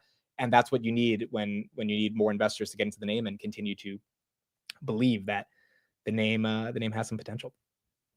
So it's just absolutely incredible. Nvidia right here. Where are we? We're getting a little bit of a sell-off right here. 141.36. Uber is at 81. Uber's green, up 2.08%. All the names for the day are pretty much green, although we're seeing slight retracements from their very tippy top like a couple minutes ago. I wouldn't say that's turning necessarily red. Even the Qs, they're red right now, but they're flat, right? They're down 0.03%. So I wouldn't say they're necessarily red yet. One thing that's important to understand about the Mag 7 is, and I don't know if any of you guys have noticed this, S&P 500 is at all-time highs, right? Yes, S&P 500, 610, all-time highs. The Mag 7, all of them, outside of Meta, are down or flat year to date. Maybe I think Nvidia's now up like 3%, but Nvidia was down, like 20%. The rotation that everyone's been talking about, it's happening. It's happening. It's happening right now. And Meta's probably getting a little bit of a haircut right now because Meta's been so green. They're up like almost 20% for the year. Meta right here down. And like no one can complain about Meta, dude. I mean, Meta's at 723. Like I know it's down from 740, but it's at 723. The Mag 7 have underperformed relative to a lot of other stocks this year. And I think that's really healthy. Now, granted, if you got in Nvidia, on the dip, you're outperforming, even if Nvidia year to date is not green. And if you got in on Meta on the dip, Meta fell to 600 the day of Deepseek happened. You're obviously performing very well. But outside of everything else, Tesla, Microsoft, Google, Amazon, they've all been kind of duds. Apple, which is performing better now, but it was down even worse at 220, which is okay. I think that's good. I think that's really good. A, that gives people time to develop a position. I want to buy more Google and Amazon. I would love to buy more at a cheaper price. And B, that means the market's giving the momentum to other names, S&P 493, while still maintaining all-time highs. That's kind of the Goldilocks zone everyone's been asking for, right? And that's happening. And that's happening right now. Intel is running because there's acquisition rumors between them, TSMC, and Broadcom. That's why it's running right now. And they also got upgraded to $29 by some other firm. We'll talk more about the Intel rumors later, but that is why it's running up 7.5%. It's not anything fundamental. It's not like the CEO came out with like plans to restructure the business, but people are thinking they're going to be an acquisition target. And if that acquisition happens, then people are buying it up before we get into it. But it's happening right now, dude. It is really, really happening. Broadcom's probably down because they're going to have to spend money to buy Intel, right? So that's probably why they're down. But again, I started off the show by saying, hey, there's some signs that are like showing us this is a little bit frothy, given some of the startup valuations, all that stuff. But the way to counter that argument very easily is that the market's rotating into other names, not just tech. That's good. All earnings have, or 80% of earnings have beat by an average of 8%. That's good. Inflation, I think, is largely shelter, which eventually will come down. That's good. There's some resemblance of peace between Ukraine, Russia, Israel, Hamas that is being worked on. It's not there yet, but it looks like there is a possibility for more peace to happen than not over the past couple of years, which is bullish. And then finally, you've got AI. You've got robotics. We'll talk about robotics in a little bit because we got some updates on that. And you've got a lot of these other different sort of macro technological developments that are not slowing down, particularly Grok 3, which we'll talk about as well. All of that can easily combat some valuation froth because all of that just means market's going to grow into that valuation froth, which is the opposite of 2021.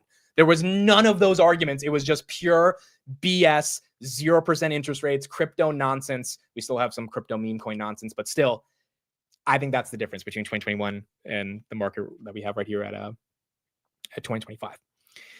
So that's what we're seeing. Sachin says Intel goes up on outside news and dumps when internal news comes out. That's actually true. If you've been in Intel for a while, it goes up when there's a rumor and it goes down when the company actually releases any positive news. So I don't know, dude. I don't know. I mean, let's do that poll in the chat. Let's get a gauge of what you guys are thinking. I think I gave you guys a pretty decent bear case for why we are in a little bit of a frothy market, and I think I gave you a good answer to that bear case. What do you think? Are we in too much froth right now? Yes or no? Davis says he has the Palantir 123.45 screenshot. There you go. 1, 2, 3, 4, 5. Davis, for those that don't know, if you follow him on Twitter, he has every single screenshot of like 7777 or like 5555. He has all those beautiful screenshots. So 123.45 is in the books. S&P 500, 610. The Qs just went green. Nvidia holding on to 2%. Where is Grab? Are we holding on? Grab is holding on, baby. 10.5%. We are freaking holding on. Just incredible. I mean, if we can close the day at 540 and then they could deliver a monster earnings tomorrow, I mean, who knows, bro? Who knows where this name can go, but it is continuing to get some momentum. SMCI right here up 12.3%, 53.80 as well on the day. Do you see Bros? Can't believe the move it's making. Dutch Bros. Well, they went up last week on earnings. They are, where's Dutch Bros right now? Dutch Bros is, wow, up another 5%. Yeah, they had a great earnings. They're profitable, 7 cents. I mean, see, this is the thing. Like as much as people want to say there's froth, why is a coffee shop that's not Starbucks putting up 7 cents per share when the street expected 0 cents? Like that doesn't happen in a recession. That doesn't happen in froth. That happens when companies are executing. Unless everyone's buying Dutch Bros on their credit, and credit card debt, which now is at all-time high, is going to tank the economy. I mean, maybe there's a world where that happens, but like if that's not what's happening, if people are paying back some of their credit card debt and they're able to buy coffee, Dutch Bros is executing, and they're probably taking some share from Starbucks. So these are the types of companies that you want to look at that are like, they shouldn't be putting up these surprise profit numbers on a GAAP basis, but they are. And it just kind of gut checks you about like, all right, well, how bad really is the market right now? 56% of you say too much froth. Wow. So 56% of you are feeling a little uneasy on the froth. We're seeing right now 44% of you say not that much froth. Grab earnings is not Thursday. It is tomorrow. Everyone who is reading that wrong. It is February 19th. If you go to their investor relations, their earnings are on February 19th. And that will be after the market closes, February 19th, 7 p.m. Eastern Standard Time. So 7 p.m. I will be live. That is when we have Grab earnings. For people in Singapore, it'll be 8 a.m. So it'll be easier for you guys and a little bit later in the day for us. Nvidia is not tomorrow. Nvidia, when is Nvidia earnings? Nvidia earnings, I believe, is 228, if I'm not wrong. Nvidia is, if Nvidia crushes it, if Nvidia puts up $9 billion of Blackwell revenue, which is the projected number, and a guide for about $42 billion for Q1, then I think we're going to have even more fun. Nvidia earnings is going to be on February 26th, Wednesday, February 26th. Yeah, 226. There you go. 226. Why is Walgreens up 10%? I don't know. But Walgreens is up 10.2%. There must be a headline there. I'll try to find that headline, but Walgreens is up 10%. Okay, what are you guys doing? Are you buying? Are you selling? What are you doing? You're buying, you're selling covered calls, selling puts, buying puts. How are you guys navigating some of the market moves that we're seeing right now? I've done nothing. Don't really plan on doing anything. But we are getting some momentum. Also, for Hood being down 3%, I mean, dude, it was up almost 20% last week. I think this is also normal for Hood. Like, this is not that unreasonable for Hood to take a little bit of a breather after going up 20%. The only stock that doesn't take a breather is Palantir. It doesn't need to stop for breath. It doesn't even know what oxygen is, quite frankly. So, like, that's the only stock that doesn't need a breather. But the other names need a little bit of time to cool off. So I think that's actually not that big of a deal for Robinhood. And again, they have $700 million in buybacks. So if we really do get a sizable dip down to 50.45, which I don't think would happen, but let's say that does, it's a great opportunity for them to continue to buy the dip and for me to buy the dip. So, I mean, I'm just really not afraid of the dip on Hood. Like, those earnings have convinced me that any dip is buyable, just given how strong the momentum is and how generational of a company they're becoming. So, Hood right here, 63, that's down about 3%. Right now. Okay, let's see what some of you guys are saying. Lawrence is rolling up his covered calls on Palantir. June bought Google and Rocket Lab this morning. Let's see. What else? Some of you guys are doing nothing. Andy's sitting idle. Fear and greed index is neutral right now. Correct. It is neutral. Oh, Tesla. Can we talk about Tesla? Corey says he bought more Tesla. Can we talk about Tesla? I think we need to talk about Tesla. We got to talk about it. Chadwick says he's buying Grab and Uber. Rob says he's selling some SMCI. I don't hate that. I think taking some profits right here on SMCI is not horrible. I took my profits obviously too early. It is what it is. I'm not perfect, but I was happy with my profits. Let's do some regret porn real quick. So if I had held on to my beautiful $50 leaps that I sold, they would be worth, let's just do the math. They would be worth, how much profit would I have made? I would have made about $7,000 of profit. Instead, I made $3,000 of profit. So $4,000 left on the table. It is what it is. We were coming into Robinhood earnings. I already had a lot of, leverage and stuff. I kind of didn't want to be even more exposed to leverage plays, given how much I am on Hood. So I took my profits. But for those that didn't, I mean, is this the time to take profits up 12%? I don't think it's a horrible time, but I also think that if Nvidia crushes, and the undervaluation story is there on SMCI, which the story is, in fact, I mean, like, I've always agreed with that trading at 12 times earnings, 14 times earnings now is definitely cheap. Yeah, I mean, maybe it's a winner that just keeps winning over the next coming weeks. Okay, let me answer this question real quick, and then we got to talk about Tesla, because I got a lot to say about Tesla. Grab is Grab a buy right now? So here's the thing, dude. The answer is yes, because I obviously think that this thing will be $10 by 2027. I've been very transparent about that for the past 3 months of discussing this thesis. So if you believe it's going to 10 and you get to buy at 550, like, that's still a really good return. The only thing I was going to buy a couple thousand shares before earnings. It's just, I thought it would stay below 5, before earnings. Earnings is tomorrow, and now it's at 550. So I don't know if I'm still going to buy those shares, but now that it's up 12%, I think the same argument applies to Grab that I would say for Hood. You have to be ready to buy the dip, right? Same thing on Palantir. Same thing, people saying, hey, is Palantir at 120 a buy? It's like, yeah, if you're ready to buy the dip, because I think Palantir will one day be a lot more than 120. But if it doesn't happen in the short term, which right now it looks invincible, and I get it, but if there is a dip, then you got to be ready to buy it. And I think that's the same mentality on Grab, because when these stocks have had such explosive moves, like a Grab, a Hood, a Palantir, an SMCI, even in Nvidia here, which the time to buy the dip was over the past couple of weeks, but still, you've got to be ready for the volatility on the downside. And so far in this market, I know we're only a month and a half in, but we just haven't seen a ton of that volatility on some of these names. So is grab a buy here? Yeah, because I think it'll be worth $10 in the future. And I don't know what the impact of retail will be on the ticker. I think it could be significantly higher. I also think retail could get bored, or the hedge funds can manipulate it, and maybe retail is not a thing anymore in 3 weeks, and no one cares about this. So you just have to be. My money was on the line regardless of if retail got in or not, regardless of what happened on Twitter over the weekend. I have a substantial amount of money in the company, and I think it's going to do well. And so retail getting in is like cool, but it's not something I expected when I made the investment in the first place. I actually thought they would have good earnings, and then in a couple quarters, they would get some analyst upgrades, and then retail would start looking at it. I didn't think it would happen 24 hours before the company's biggest earnings ever. So that's my response to what it means on if it's worth buying grab or not. Why did AMD drop so much? Where is AMD? Yeah, it took a little bit of a hit. They're still green on the day, which is good. AMD being green, I think, is all people can ask for given some of the volatility it's had, but it's up from 100, which is nice. Nvidia right here getting a little bit of a hit, so we're getting some of that 10 a.m. volatility. Rocket Lab as well, losing some momentum. Archer still holding on to 11s, but it's down from up 12%. Palantir as well, holding nicely to 122, but it is down from 125 that it was at earlier in the day. Okay, let's talk Tesla. Let's talk Tessie. I have a new philosophy on Tesla, okay? I have a new philosophy on Tesla, and I think it's important to tell you guys this philosophy because this philosophy, maybe you guys will find some alpha in this philosophy, maybe you won't, but this is my philosophy on Tesla.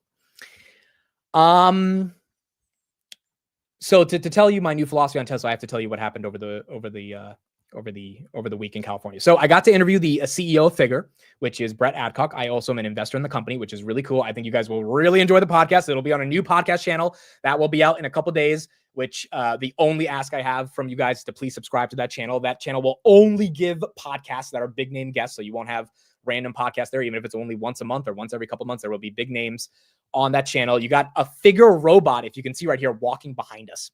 It is insane. Like, I think it's one of the coolest podcasts ever. It's a literal robot walking back and forth as we're talking. So I think it'll be really cool. Having said that, a day after I recorded the podcast at the headquarters, Figure raised at a $40 billion valuation. This is a company that was worth $2.6 billion on Valentine's Day, February 2024. A couple of days after Valentine's Day, they raised at a $40 billion valuation.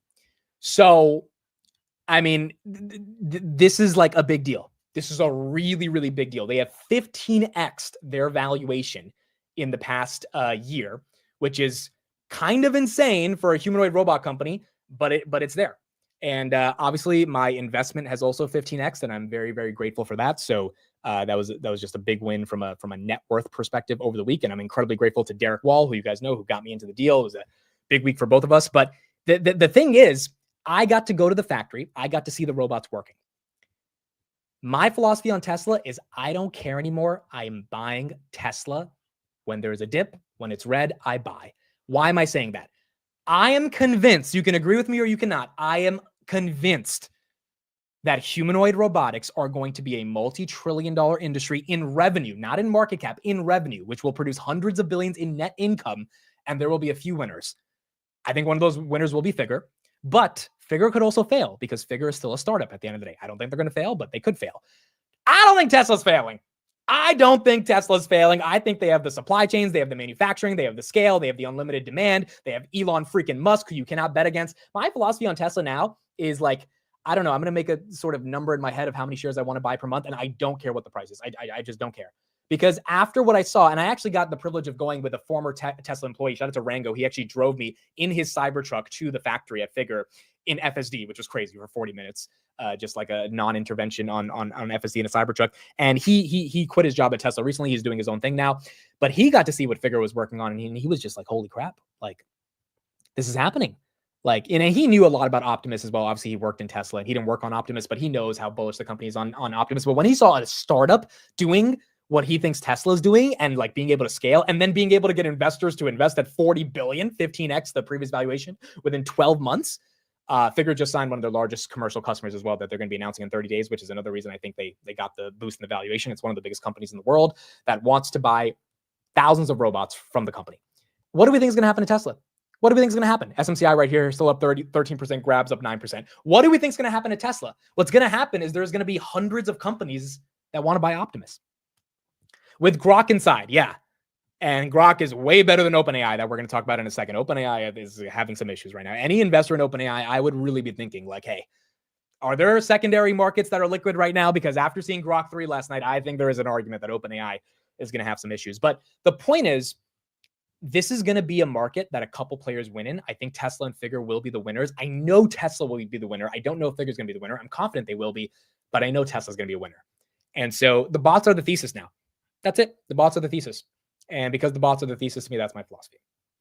That's it. And it's based on like I saw the robots working, and I know Tesla's working on this stuff. And so Figure's being able to raise at 40 billion and get all this demand. I don't know what's happening in Tesla, obviously. I haven't been to the Tesla factory, but I would imagine Tesla's not far behind. If not, Tesla's way ahead of them. They just, haven't talked about it.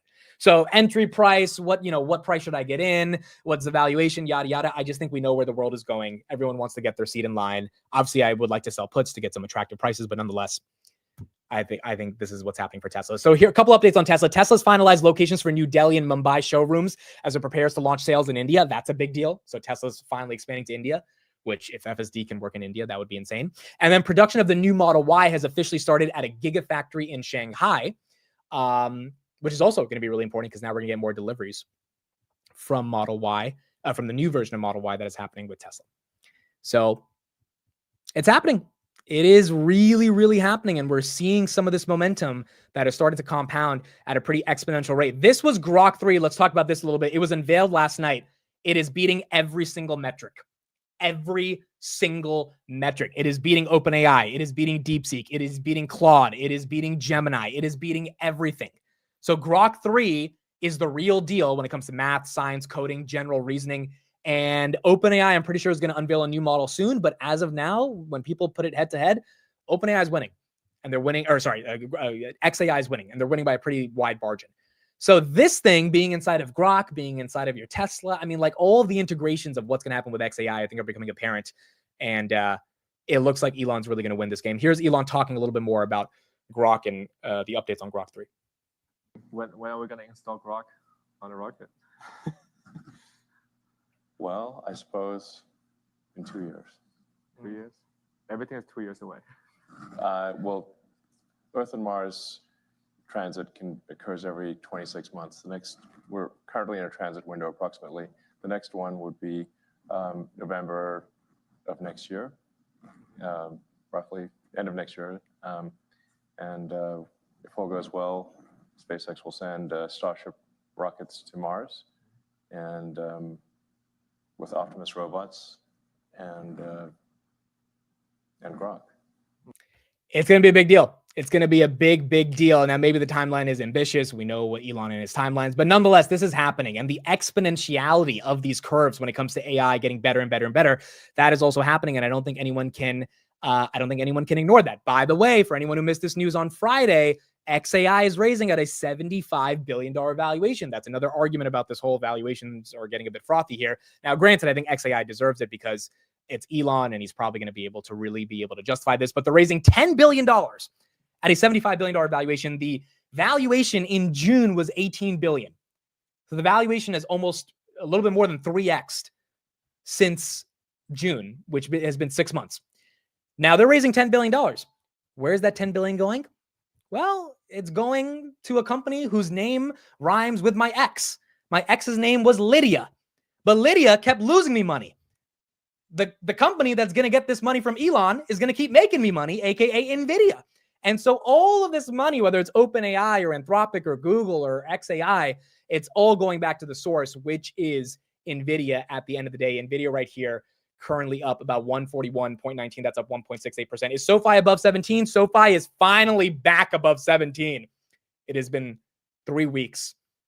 It has been 82 years. You guys remember that meme? It has been 82 years since seeing SoFi above 17. There you go. SoFi above 17. Someone tweeted a picture of SoFi, the screenshot of the stock, and Anthony Noto responded to it. And he was like, can we stop doing this? He was like, can you guys just let it be? So if you are a SoFi bull and you post screenshots of the stock on Twitter, Noto is not happy with you. So just remember that when it comes to when it comes to posting about SoFi. Noto was just tired of it, dude. He was like, can we stop? He's like, can you guys just let it be? Can you stop doing it? So Noto's not happy about posting screenshots. Maybe when it gets to 20, we can post some screenshots. But SoFi right here, 1698, up 4.75%. Why is it up today? Honestly, I think the whole market's up. I don't think there's any catalyst really on SoFi that's causing this. If there is, let me know in the chat. But I think the broader market is currently up right now. Nebis is up 14%. Yeah, that one also. I mean, dude, a lot of these names are getting love. A lot of these names. Tempest as well, that's down 6%. It was up 40% over the past 2 weeks. So it makes sense that it's taking a little bit of a breather. Grab taking a breather as well. It was at 550. Now it's at 535. Dutch Bro still up 5%. Intel's up 9%. Meta still down 2%. S&P holding on to its green. And then Robinhood right here.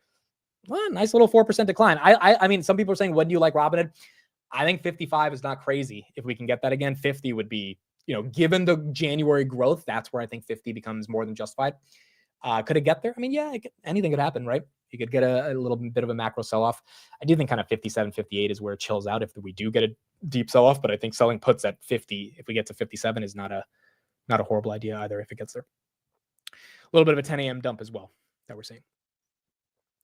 So, I mean, look, it is what it is. This is the market that we're in, and this market is just like, I don't know, dude. This is a hell of a market. And for a name like Grab to get this type of momentum off purely retail, which is what I think it is, maybe I'm wrong. Maybe this is money managers stepping in and they're taking advantage now that retail's getting in and they're joining the party as well. I don't know.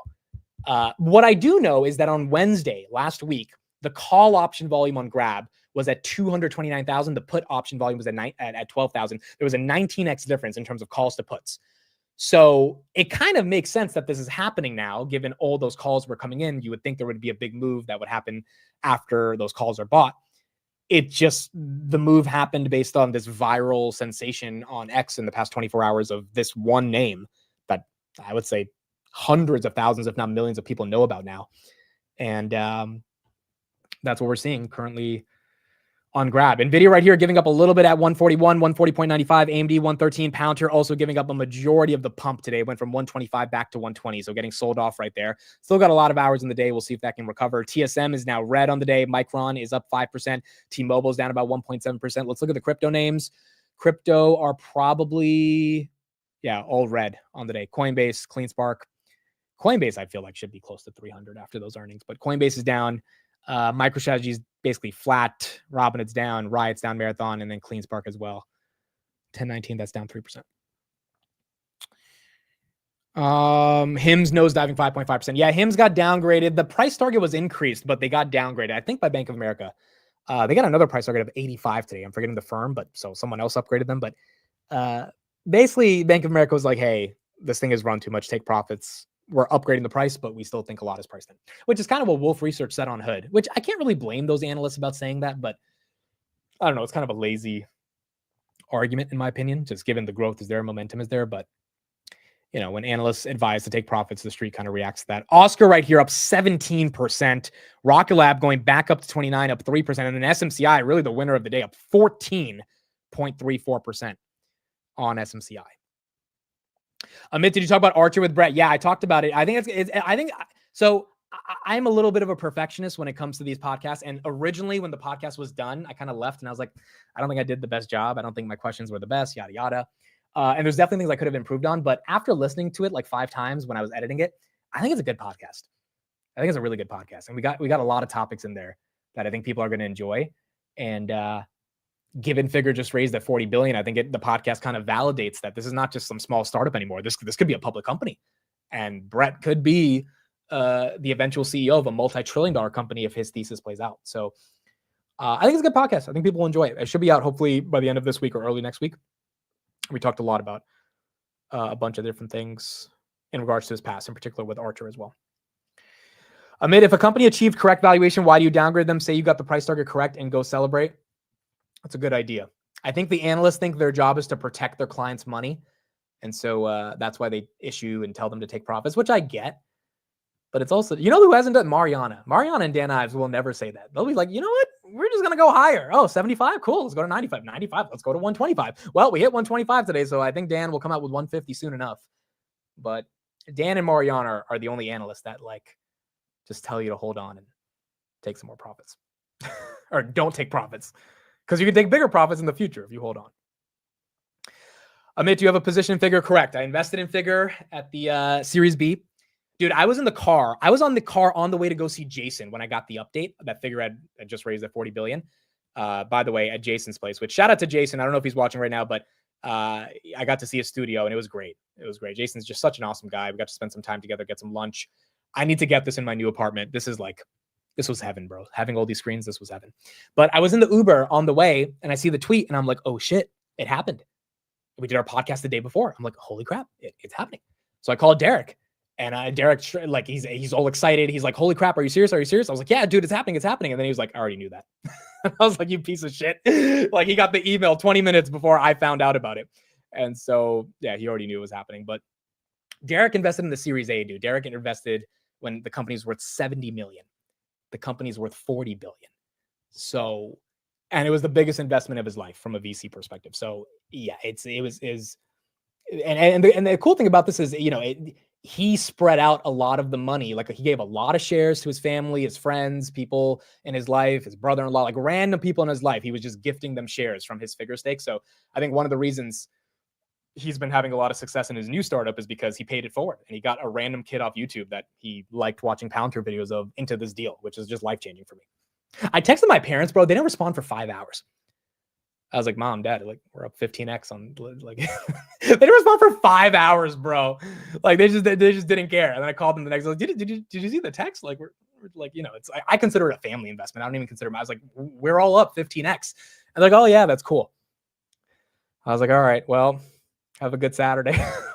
It's like, they didn't care, bro. It's like, they did not care, but it was cool. It was really cool. So, but the point is, to me, it's signal on Tesla. It's like, dude, this is happening. This is freaking happening. And if it's happening, then I think we have to just have a deep understanding of Tesla. How long is the Figure investment lockup period? Dude, I think I could get liquid right now if I wanted to. I mean, the amount of demand for Figure is like insane. I don't think I'm ever going to sell it until it goes public. I think that's one you just hold on to and hope to God it goes to a couple trillion and see what it turns into. But like at this point, I'm not thinking of risk management. Like, at this point, it's a fast growing startup that is in the hottest industry, I think, in human history when it comes to the biggest TAM ever. So I think I could get liquid today. I think, there's plenty of demand for it. I don't know. I'm thinking of investing more, dude. Like, it's one of those things where, like, who knows how big it could become. I think Tesla's going to be the winner, but I think Figure's second. And if they're second, I think they're going to win. Do you think some new investors, myself included, are messing with some of these prices since we don't really understand valuations, but we get momentum? Yes. I think a lot of retail is just entering the markets and they don't care that Palantir's at 120 and they don't care that it's almost a $300 billion company. They just care that momentum's there. And quite frankly, that doesn't mean they're going to be wrong. Like, you know, it's just, it is what it is. But I do think there is froth coming from new retail money that is seeing these stocks just go up and up and they're buying it and they don't care what the valuation is. I mean, if you ask a lot of people about valuations on the stocks they own, I don't know if they would be able to tell you the market cap, which was me back in 2021. Things have changed. Now, I might say that and people might be thinking, oh, well, that's obviously a bubble. I get it. The problem is, and I'm not going to go through every single point to combat that, but there are plenty of arguments where even if you think that's bubblish, there is enough of the macro growth dynamics to justify buying into momentum and strength, at least over the next couple of years. And I think Nvidia earnings is going to show us that, like, yeah, it's like, it's real. It's happening. So I don't know how to make sense of a lot of this market, but I do think that it's hard to just think that all of this stuff is fake, even if there's a ton of momentum that's happening. But I also think that means we have to have our expectations. If Palantir falls 10%, is anyone really going to be mad? Like, I just like, yeah, you'll be annoyed, but I don't think anyone can be upset about it. Like, if you're upset about this, you're just ungrateful as a shareholder at that point, right? Unless you literally bought at 125 this morning. I think it's hard to be upset. If SMCI takes a dip from 5% here, like this thing was almost at $29 2 weeks ago. Now it's at 54, you know? So I think there's healthy room for stuff to consolidate down, but I don't think it has to. Granted, Google's down 0.5%. Why? Because the Mag 7 is not getting a lot of this money, which I think is great because I want to buy more Google. But there is a little bit of a rotation that is indeed happening right now. It is indeed happening. What is the new channel for the podcast? I did not make it yet. I'll be making it probably tonight or tomorrow. So by Friday, you guys will have the link and we'll have a brand new podcast channel. And hopefully we get a lot more podcasts this year, but that podcast channel is going to be reserved only for good guests. Like, it's not just going to be your average, run of the mill guest. Like I want that channel to be like, all right, that's a podcast people want to watch because it's a really special person to listen to.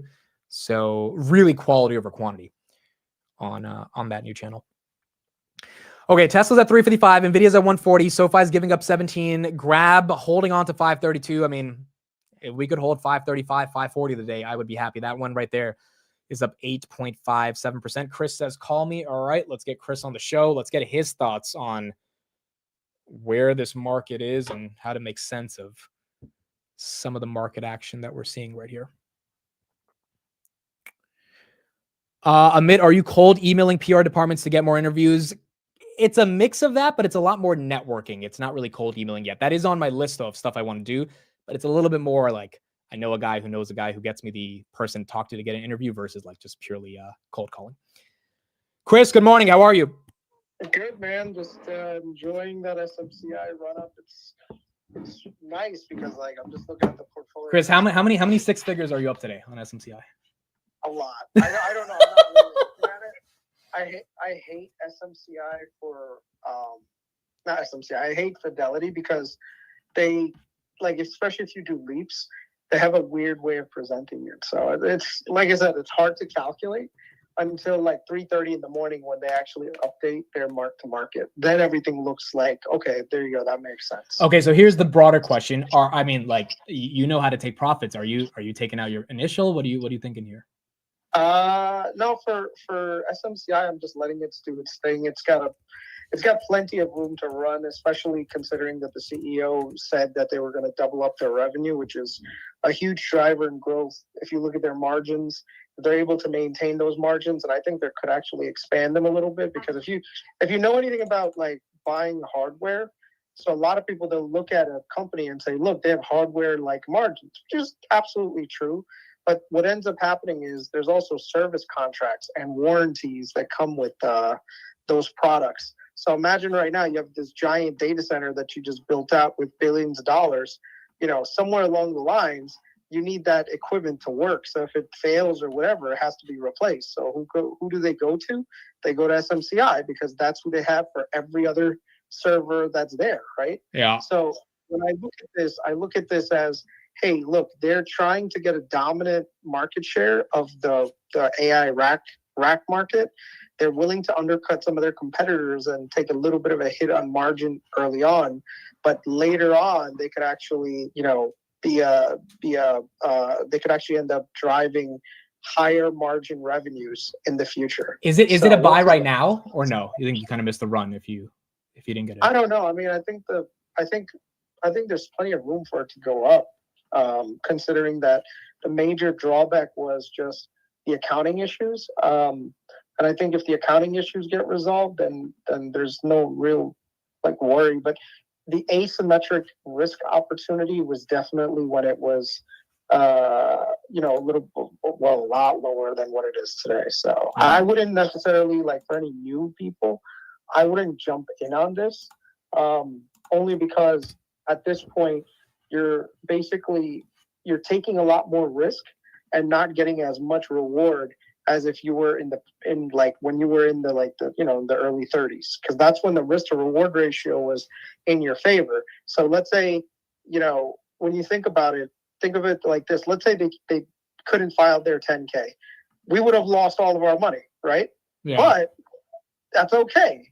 It doesn't matter because we only lost a certain amount of money versus if they reported their 10K, this thing would go skyrocket, right? That was the asymmetry there, is what you're saying. Yeah. So the way that I always try to structure these moves is always, okay, what is the risk profile on this? How much risk am I taking and what am I going to get? So it's almost like the way that I try to approach this with everyone is imagine right now you had a coin flip, right? If every time you flipped a coin and it was just heads or tails and you would get 100% return, that's not really a gamble that I want to take. But if you tell me every time you flip a coin, if it's heads, I'll give you 5 times your money, right? And if it's tails, you lose your $1. Bro, I'll flip all day. I'll keep flipping for the next 5 years if you want, because that means that eventually it'll be a probability will be, based on heads and tails, but the total return is going to be based on that 5x return every time it wins. So tell me, Kris, tell me what you think about the markets right now. Are we frothy? I mean, you see Ilya raising at 30 billion. You see some of these companies. You see Dave Portnoy launching meme coins over the weekend. Like, are we frothy or are we not, in your opinion? In my opinion, there is definitely froth out there, but the markets can stay frothy for quite some time. AI is a revolutionary technology. I definitely regret calling the death of AI a little too early. I thought that, like some of the news articles that I read with regards to like data being somewhat tapped out, those things didn't actually like come to fruition. And now everywhere you look, you're seeing like data, AI. So people are in an arms race right now with AI. So I think the best thing to do is buy the suppliers of those arms. Right? Elon said yesterday we are upgrading our 200K GPU cluster to 1 million, and it'll cost them 30 billion to do that. I mean, that once again, and who's one of their main suppliers? SMCI. SMCI and Dell are the two main suppliers for Tesla and XAI. If you look at all the stuff on X with people posting, that's one of the things. If you go to my Twitter, you can see I've been posting about that. I was like, look at the racks. Who's the racks that they're using? They're using Supermicro. Right. Right. And the other good thing is that Supermicro also has a lot of capacity. Like they did invest a lot of money in extending their capacity in Malaysia, Taiwan, and the United States. So they have spare capacity to keep going with the new rack. So their biggest vulnerability is actually Nvidia, because if Nvidia doesn't provide them with enough Blackwell chips, then they can't go to their customers and sell all this other stuff. So I think, to me, when I look at this, overall, I think there's still a lot of room for SMCI to go up, but the asymmetric risk proportion of it, I think, is pretty much done. So. Intel's up 10%. Do you think this is BS or is it real? No, I mean, I was reading about it earlier this weekend, and basically, there's two parties. Let me actually play the clip real quick. We got a 2-minute clip. Let me play that from CNBC on this Intel thing, and then you talk. Go for it. There have been any number of bankers who've either been affiliated with one or the other companies that have been talking about this idea, given Intel's huge issues and enormous balance sheet on the debt side, as to whether you would get to the point where it would be split. Broadcom, we know, is at interest, as Qualcomm potentially has as well in the design part of the business. But it's more than complicated. It's so complex, and obviously has to involve the U.S. government, and whether a U.S. champion would be seen as a Taiwan semi, I think, is very much unclear. And one of the other questions is, what's the motivating factor behind the world's leader in artificial intelligence chips, Taiwan Semiconductor, to even partner or acquire Intel's foundry business? One would likely be President Trump and the threat there of tariffs being put on Taiwan's chip industry, which would only add to their costs. And they're in a place in their growth cycle where supply is still very much an issue. And you've all got to wonder, if tariffs were imposed on Taiwan, those costs would likely just be passed on to their two biggest customers, Apple and Nvidia. I'm also curious how the relationship with J.D. Vance, the vice president, former senator of Ohio, works in favor of Intel, because they do have a relationship, given that Intel is in the process of building 2 plants in Ohio. So he's not by any means have a purview over the CHIPS Act, but just how that could play into the cards for Intel, because this could be what really helps set them apart and make Intel a great again. If there's only one company that can do this, it's Taiwan Semi. They're the dominant you player. mentioned the largest customer. So do you agree, Kris, that TSM can make Intel great again? I mean, this is where you have to go back to what Morris Chang said. He said something about Taiwan Semiconductor. The reason why it's been so successful is because of just the work ethic of the Taiwanese and what they're willing to give up in order to build TSMC to what it is today. And he said basically he couldn't get the same quality of workers in the United States. And I think one of the complaints that he had was that. So my question is I don't know how TSMC could navigate around that. Maybe there's some new processes they could, do with the workers and get more automation out of it. But like I said, if TSMC is running it, maybe they have figured it out. I don't know. But in terms of Intel, they're worth more as two split up companies, right? So you've got Broadcom, who wants to take over their design business, and then on the other hand, you've got TSMC, who could spearhead their foundry business. Right. And but the thing is, then the United States would end up losing out to two major. They would be losing out to like an American household name. So I'm not so sure that they would allow either company to basically 100% take it over. Maybe do a joint venture like they do in some of these other Asian countries where, if you want to partner, you basically buy a significant stake and then you just develop products together. So Max 7 are basically flat for the year besides Meta. How do investors interpret that?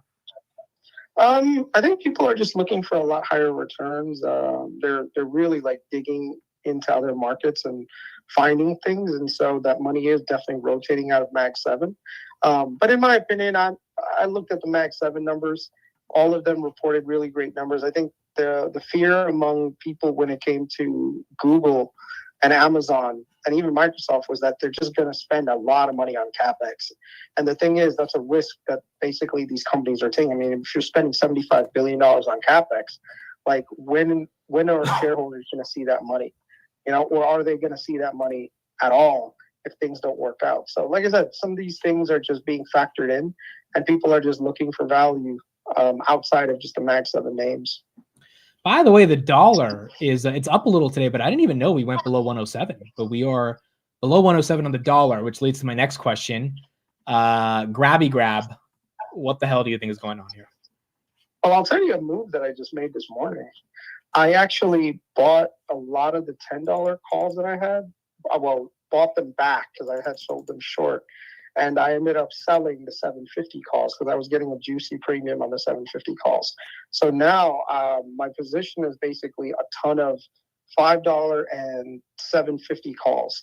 And the thing is, because it was at a higher price, I was able to, get a lower spread on it. Right. So basically, the spread price for me is 50 cents for between $5 and 750. So it's almost like a 5x return if it gets to 750. And I don't think they're going to have a problem getting to 750 in the next couple of years, considering they're doing share buybacks, they're growing their business.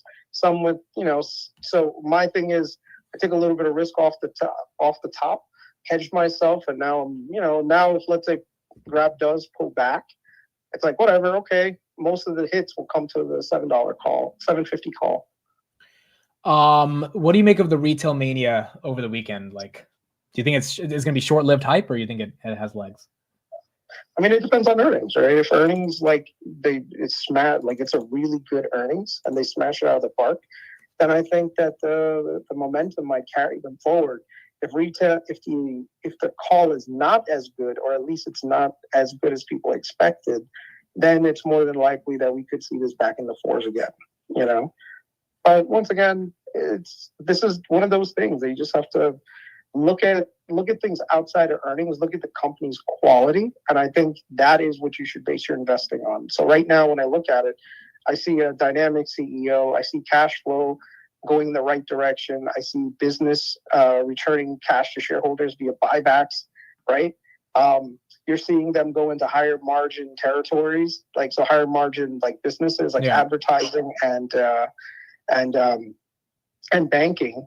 So all of those things could play very well to their course, to their abilities and basically ride them higher. The other thing is, because they've been able to scale up so much and they're the dominant player in a lot of markets, they don't have to do as many incentives as they did early on.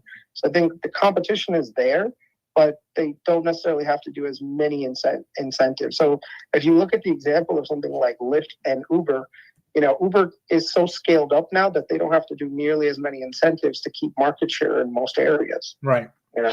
So that's the way that I'm framing my thesis on that. So.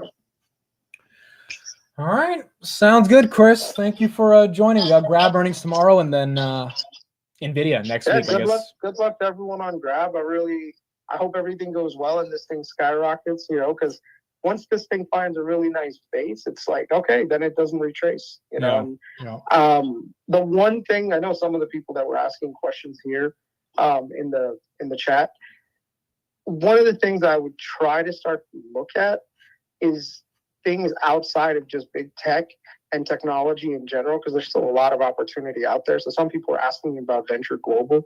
I think that there's definitely a lot of room for liquefied natural gas to be a big thing in the next 3 to 5 years, especially with the Trump administration being in charge right now, because their goal is to get our exports of energy to a much higher degree. So they're rolling back a lot of regulatory hurdles that the Biden administration had put on some of these projects. So these projects, as they're getting more greenlit, they're getting to construction phase, first to FID, then construction, and then they're going to be delivering cargoes all over the world. And I don't see a drop in liquefied natural gas demand. So, if you've been following me and Matt on Cash Flow Chronicles, we spoke about some of these companies. Venture Global just IPO'd, so they're brand new to the market. A lot of people don't necessarily know about them very much, but in my opinion, Venture Global has the possibility of becoming like the ExxonMobil of the natural gas export market.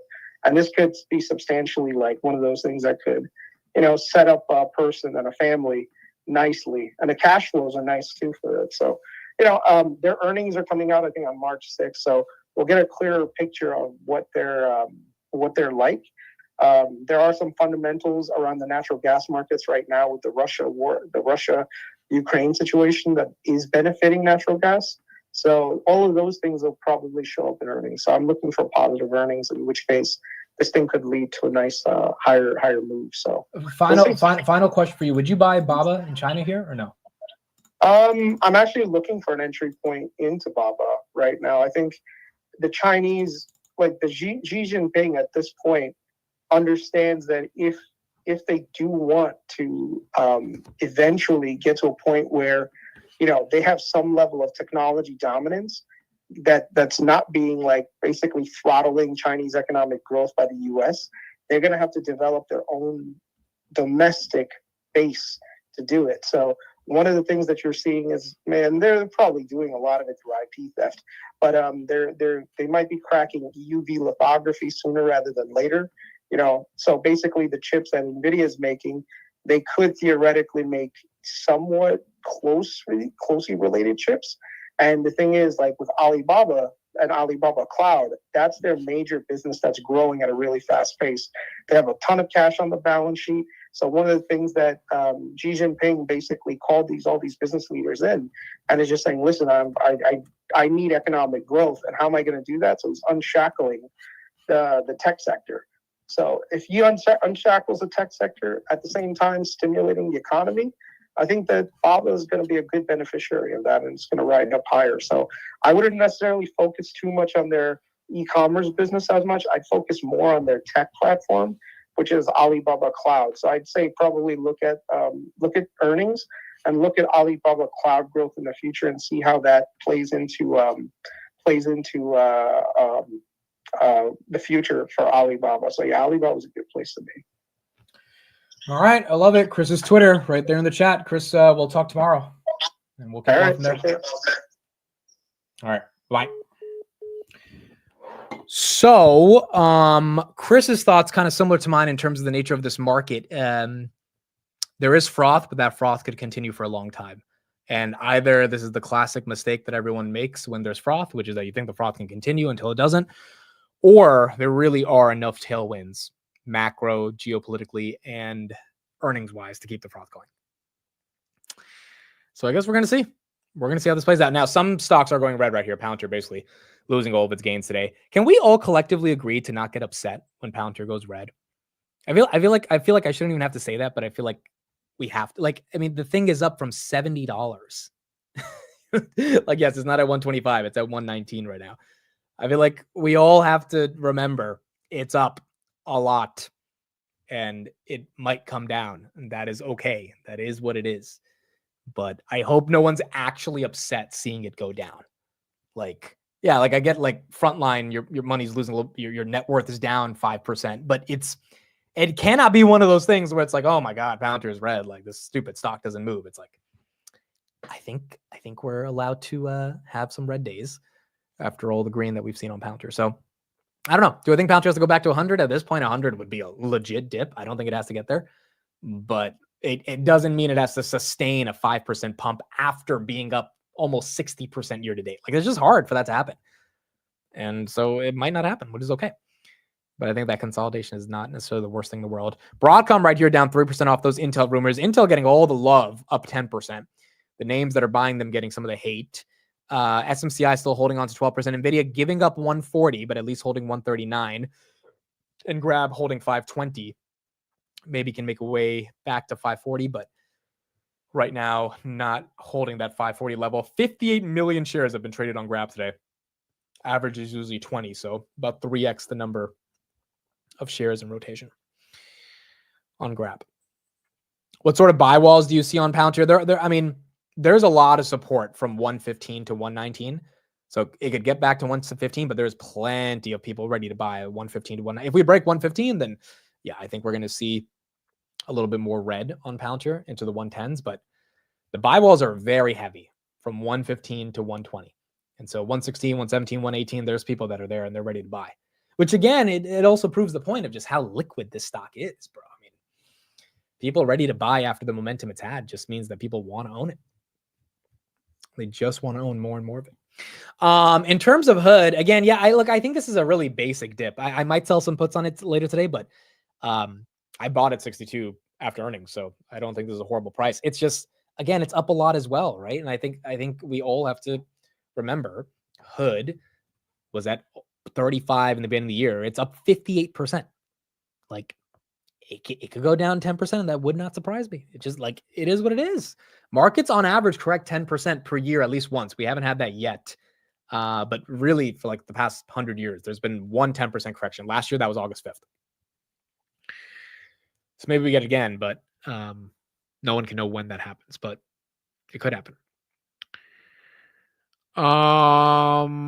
The good thing about this is even if stock prices fall, earnings have been good. And that's all I care about. Like if earnings sucked for Palantir or Hood and their stocks were up, I would feel uneasy because I'm like, well, what are we, why are we paying these prices? But that's not the case. The earnings were incredible. The guidance was incredible. So are we paying a premium? Yes.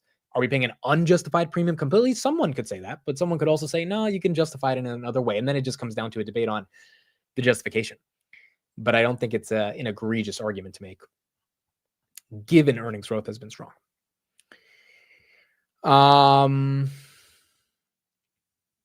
What else do we see? VG just went public in January. Yes, VG just went public in January. MicroStrategy has been pretty flat, bro. MSTR has been very flat.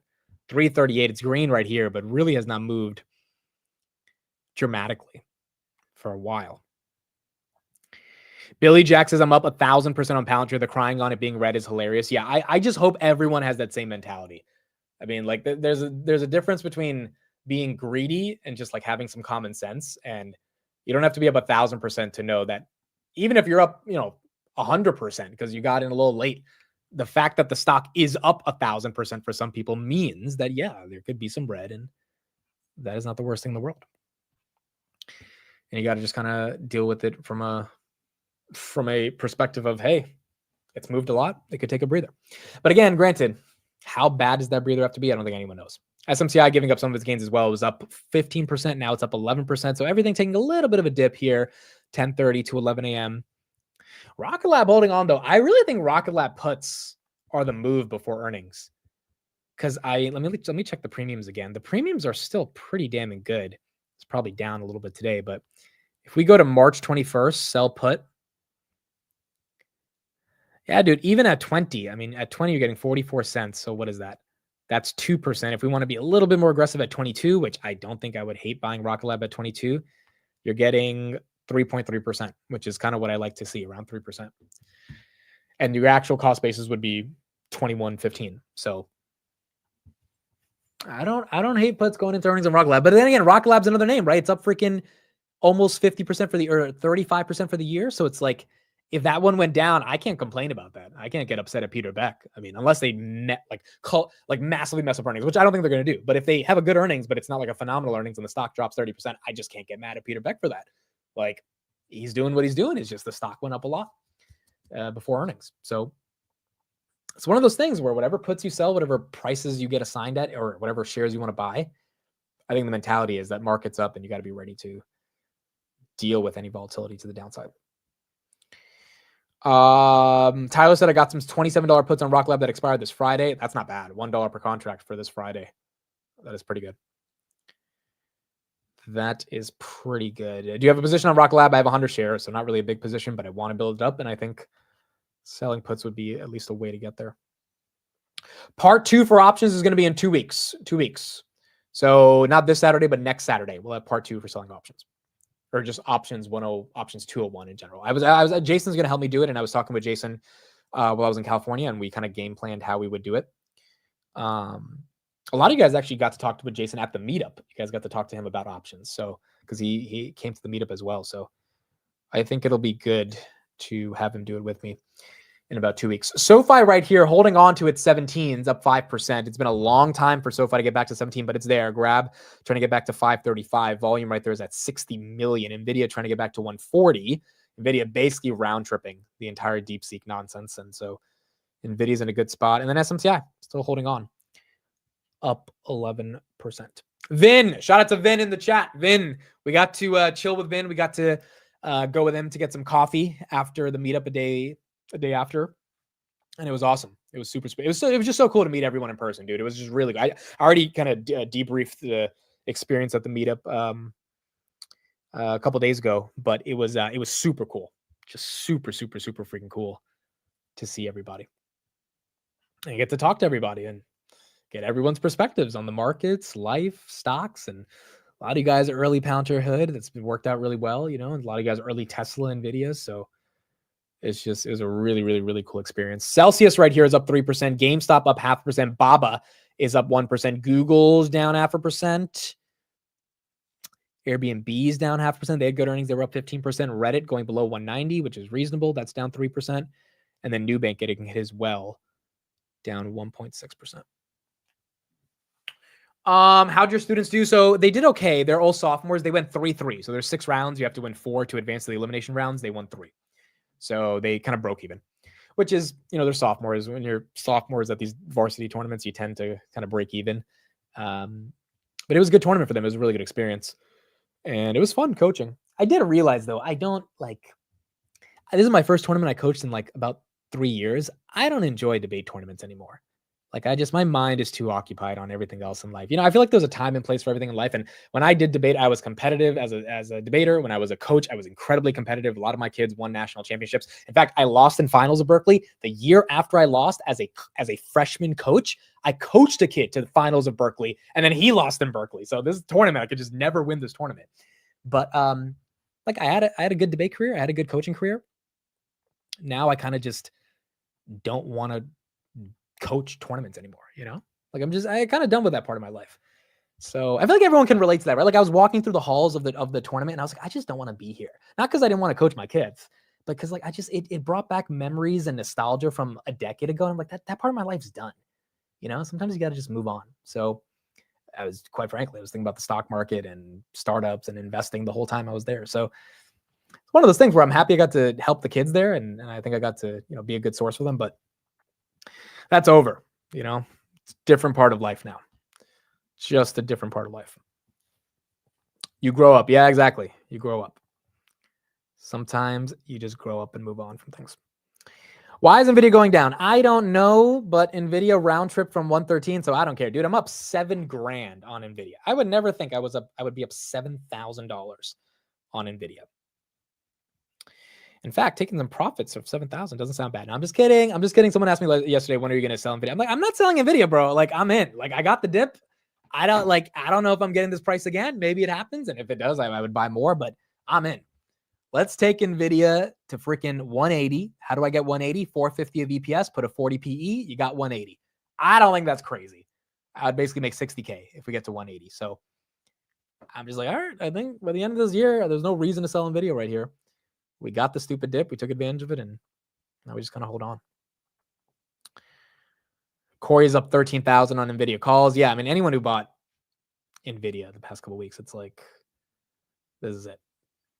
So your kids were so bad that you quit? No, that's not the case. That sounds funny though, but no. My kids, I expected them to do bad. They're sophomores. Like, they're just like, it's just too competitive when you're a sophomore. You kind of need the years of failing to, they're way better than I was when I was a sophomore. My junior is kind of when I took off. It's like a stock, right? Like, first couple of years after you go public, you kind of need to get some quarters into you, and then you kind of get into your zone. But it was more so a feeling I had. I was just like, this is a part of my life that I'm done with. You know, it's just like, I haven't done this for 3 years for a reason. Now, I did it because I was in California. So I was like, I might as well just help them. But I don't know if I want to do that next year. I'm probably going to be coaching them for at least the next 2 years, just because they're juniors and seniors next year. But I don't know, I don't want to be at debate tournaments anymore. Like, I did it. It's done. I want to be reading 10Ks. By the way, Palantir finally released their 10K today. So there'll be some juicy stuff to go through to see what Palantir releases as well. What do you win in a debate tournament? You win a prize for talking, which is how my friends used to characterize my tournaments. No, it's not. You just win. You just, you don't win anything other than like you were better at talking than everyone else. You get bragging rights, I guess. And you get the communication skills and the philosophies, but you get bragging rights. That's really what you get. All right, China update. Let's see what's going on with Xi Jinping. Was incredibly rare in his speech in this rare meeting. President Xi Jinping attempted to reassure private business, saying that private business should feel reassured of his support, and also that they should feel free to fully display their talents. It's unclear, though, if any of them were convinced. President Xi Jinping has a years-long track record now of statements and actions that indicate that he is unfriendly to the private sector. At the same time, there appears to be some understanding that the private sector is critical to his stated goals, especially when it comes to the competition with the U.S. and President Trump. Some of those in speaking roles were the chief of Apple rival Huawei, as well as BYD and lesser-known human robotics firm Unitree. Both of those are competitors to Tesla. The founder of Deepseek, which is a potential rival to OpenAI, was also present in Hong Kong. Investors bid up shares of any of those companies that they saw that were on President Xi's guest lists, hoping for some policy support. They were also selling off shares of those who were not on the list, including JD as well as Baidu. One notable person, though, there who attending was Alibaba's Jack Ma, and he was particularly notable because of the fact, as you guys well know, that he had disappeared largely from public life after Beijing forced the scrapping of the IPO of his fintech company, Ant Group. Guys? Eunice, you know, there have been no shortage of false starts when it comes to at least investors' hopes that there was a reversal, so to speak, in sort of the approach and the policy approach to the private sector. Do we have any sense that this is not going to be another false start? Well, it's very difficult to say. A lot of investors are very happy, and they're hoping that we're going to see some policy support.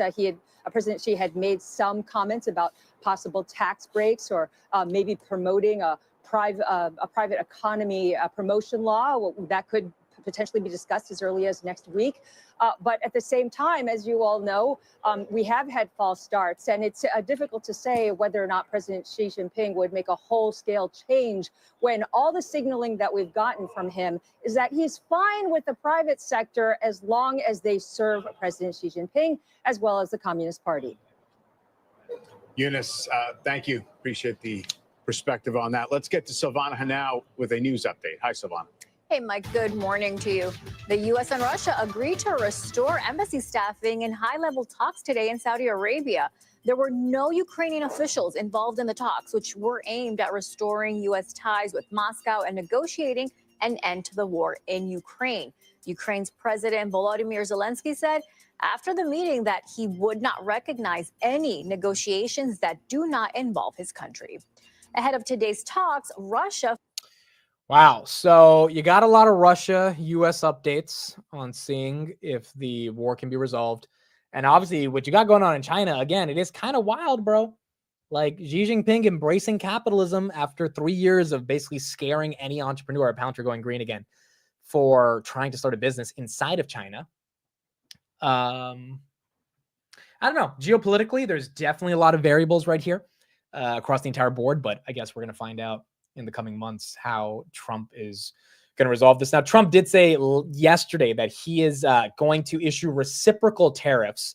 For those that don't know what reciprocal tariffs are, basically any country that's tariffing the United States, like if, let's say, I'm making this up, but Japan's tariffing our cars 5%, Trump's going to tariff Japan's cars 5%. That is the argument that he put out yesterday. I'm not going to read this whole thing, but he basically said we are going to reciprocate our tariffs. So that's the policy initiative that the Trump administration is going with. Market kind of doesn't care about this today because it's not really going into effect. There's no executive order. There's no kind of logic in terms of like implementing it through Congress or anything. But I would imagine Trump makes this happen in some way or another, or he's using it as another bargaining chip. But so far, the market doesn't really think this is going to have an impact. Granted, it might have an impact because if we reciprocate tariffs, yeah, that would be something that the market has to consider. So I don't know. I mean, so far the tariff trade war being the bear case for the year has not played out. Inflation being aggressive being the bear case has not played out. AI not being real has definitely not played out. By the way, in the Figure podcast that you're going to see, I asked Brett about Nvidia, and I mean, he said it without saying it, but buy Nvidia. Right. It's just like all these robots are going to have NVIDIA chips. Now, not every single robot's going to have NVIDIA chips in terms of there's going to be obviously competitors that use different chips, AMD chips, etc. But all of Figure's robots have NVIDIA chips for inferencing. So if they scale to hundreds of thousands of robots, they're going to be paying NVIDIA a ton of money. So the humanoid robotic thesis from a public market perspective, I think Tesla and NVIDIA, that's another reason I don't want to sell NVIDIA. I mean, if I believe in Figure and I believe in robots, I mean, NVIDIA should be... I don't know if NVIDIA is going to 10 trillion, but it should. If the robot thesis is, billions of robots, NVIDIA chips are going to matter, and NVIDIA should be much higher than where it is today in the future. And then Tesla obviously should benefit from that as well. So I think even from that perspective, you've got a tailwind on NVIDIA that is not going anywhere. But yeah, you've got all these different revolving verticals that are just not slowing down. Look at the last thing Jensen did. He had all the robots on stage. He wouldn't have done that unless they had NVIDIA chips. And that's also true. Also, GTC is coming up soon, the conference.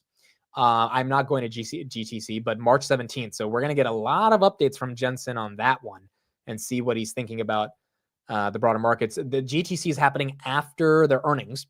So that'll be very important. And I mean, we're going to see what Jensen has to say about where the markets are continuing to go. Also, this news was on Friday. I didn't get to the market close on Friday, but one of the reasons Figure might not be getting a traditional VCs in their latest Series C because they don't have any like big VCs, Meta might be investing in them.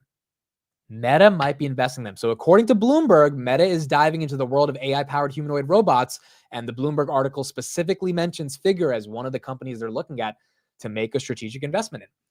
Now, why is this important? Well, Tesla has their Optimus bot. Meta's thinking of robots. Google just invested in Apptronic, which we talked about on Friday. That is another humanoid robotic startup. And then obviously you got NVIDIA that's providing the chips for all these robots. So the robots are here. They're happening. They're becoming real. And then you got a company like Meta that's realizing they need another vertical to grow. And they might be making an investment as well, which all roads to me lead back to Tesla.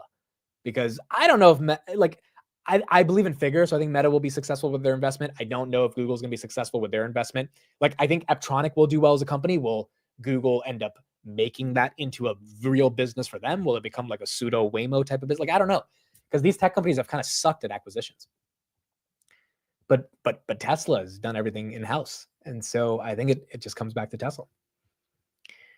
It really just comes back to Tesla. No one talks about MicroStrategy anymore. That's because Bitcoin's not moving. And that's why no one cares about it as much anymore. The spec names, all of Quantum is down about 5% today. So Quantum's getting hit. Oklow's down 1%. Oklow's still holding 90% for the year. MSTR basically flat. Archer's up 10%. Big Bear's down 2%. Faraday Futures down 3%. AMC is up 5% as well. Bernstein did come out with a report on crypto, and they basically said we're entering the second leg of the cycle. And I actually respect this Bernstein analyst a lot. Like I read their research, and so I think they are making a strong point. But their argument is just like, hey, yeah, this is the consolidation phase. Institutions aren't stopping. The White House is going to be pro crypto. ETFs are going to keep compounding assets, and it'll be a little boring here, but we are going higher. And you either believe in that or you don't when it comes to the crypto thesis.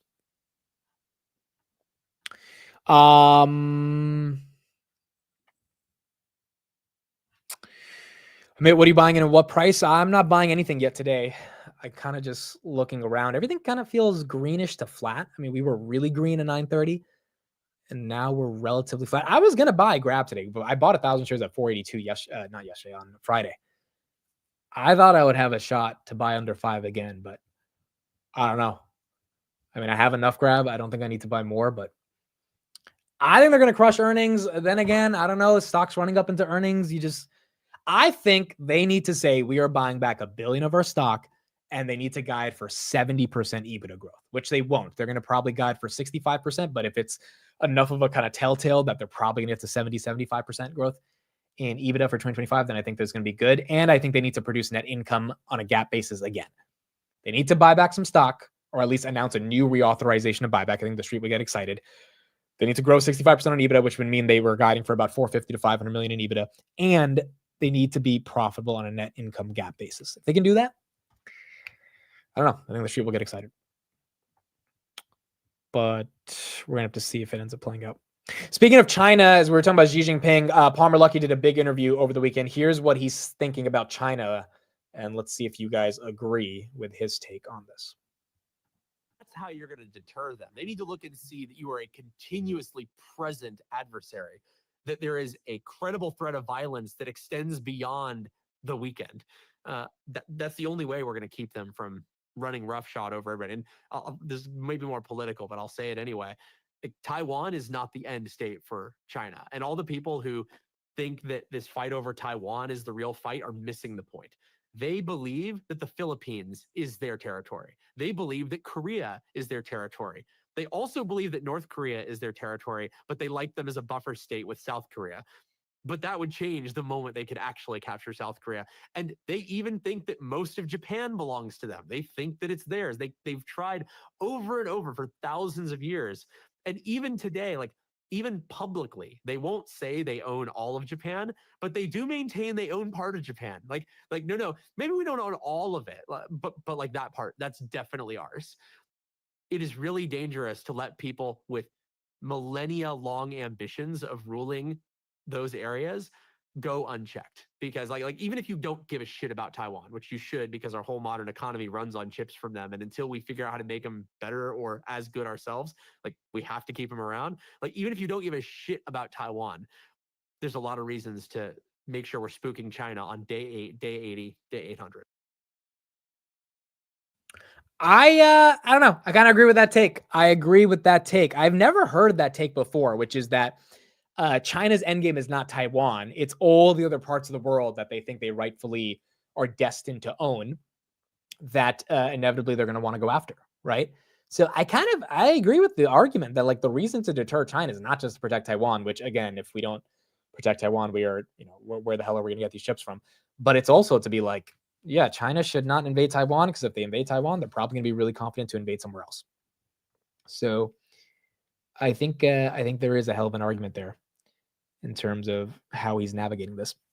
Anduril, they're valued at $28 billion. They just got their private round. I think this thing is going to become a cult stock when it IPOs. I mean, Palmer Luckey, that interview got almost 1 million views on YouTube. There are clips that are going viral on Twitter. When they IPO, which is probably early 2026, even though, if we get frothy enough, end of 2025, maybe they take advantage of it. Yeah, I think they're going to be a cult stock. I think people are going to love Palmer Luckey. And by the way, if we get frothy by the end of 2025, I don't think that's the worst thing in the world, but it just means it would be a good environment from a liquidity perspective for them to go public. I think people are going to buy that stock. I think people are going to buy that freaking stock. And if China shows any level of aggression along with Russia over the next couple of years, people are going to think Anduril is their hedge to an extent, or at least they're going to think there's going to be more business for Anduril. Isn't Anduril a threat to Palantir? No, I think they have a conducive relationship. Anduril, first of all, creates hardware. Now they're software oriented, which is why their hardware is so much better than Lockheed Martin. But Palantir doesn't really create hardware, right? So they don't compete from that perspective. Number two, they collaborate. The Titan contract, people forget Anduril and Palantir beat C3 AI and Raytheon for that contract. That contract was $189 million over 2 years. So the Lattice platform works very well with Foundry, which is Palantir's main platform and Anduril's main platform called Lattice. I think there's a really good relationship between them versus like a competitive relationship. There might be some competition here, but more so often than not, there's going to be a lot of collaboration. I mean, a lot of the Anduril co-founders are Palantir, right? Former Palantir people. So I think people are buying that stock, bro, when they go public. I mean, hell, I'm going to buy it. The question is just how much of the portfolio is going to be, and also what's the valuation going to be, right? Because if they're just a defense contractor, like, is it worth paying 80, 90 billion? I don't know. Like Lockheed Martin right now is worth 120 billion. Now, granted, Lockheed Martin's probably not growing as much as Anduril, and Anduril's margins have a chance to get way better because they actually care about software versus just hardware. And then Palmer Luckey, he'll get these earnings calls to actually feel fun, in my opinion. He's going to get people to believe, and that's something that, as we've seen with Karp, you kind of can't deny. Palantir right here, right back at 120, 120.22. Amit went and grabbed a couple lotto leaps on Grab. Again, look, I think 10 by 2027. So those leaps, you're probably paying a little bit of a premium today because the stock's up, but I still don't. That's my price target, $10 by 2027. Now, granted, all of FinTwit is expecting $10 by next week, which I don't know how to resolve some of that appetite, but I think in 2 years you can double. And if you're in certain options, then that double can become a lot better than a double. Does Palantir own any shares of Anduril? They do not. They do not. I mean, what do you think of TTD here? So I didn't do a lot of research, but some of the research I did showed that AppLovin is taking their lunch. If I'm not wrong, I could be totally wrong, but they're an ad tech, TTD. And what I'm hearing is that the other ad tech players are taking their lunch, and that's why their guide was so bad. And that's why they missed on earnings. And one of those companies could be AppLovin, which has had a literal almost 20x in the past couple of years or something. So I don't know enough about TTD. There is a founder CEO, which I'm starting to feel has to be a little bit of a prerequisite for me to make a really big position in a company. Just too much evidence that founder CEOs are the ones that can really make it happen. But I don't know if it's down 35% if it's a buy. And I'm kind of scared because you would think this would rebound. It's not rebounding at all. Like, this is max fear. So if you get this, you're either getting the bottom or you're getting a falling knife. It's one or the other. And I guess eventually we're going to find out about this one. But I don't know. I got to do more research on this because right now I don't.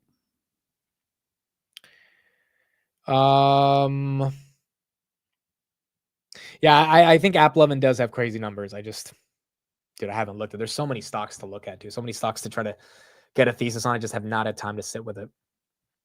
But for those that sat with AppLovin, I mean, you have done very, very well. Walgreens, I found out why they're green. One of their trials is going forward. The Sycamore deal is alive on Walgreens, which is, I think, a deal around. Is this one of their drugs? Yeah, I think this is one of their drugs. That's why it's up 10% right here. Sycamore. Or is that, hold on. Is this the acquisition deal? Oh, no, I think this is the acquisition.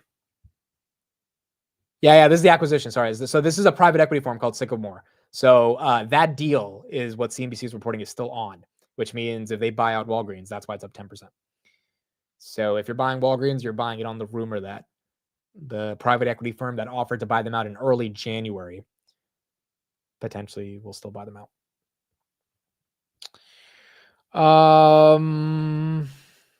When is Grab earnings? Tomorrow. Tomorrow. Is SMCI still running? Dude, what a day. This is the winner today. 54.31 on SMCI. I would never have held this long, dude. I would have been out at 50. This is the one thing I think you can get remorse in it when you sell early. It's like, if you know you were never going to hold, you just get the hell out, you know? You don't even feel bad about it. Like, if you knew you were not going to hold this thing for a long time, then there's not much you can do when it runs. because you just know you didn't have the stomach to hold it.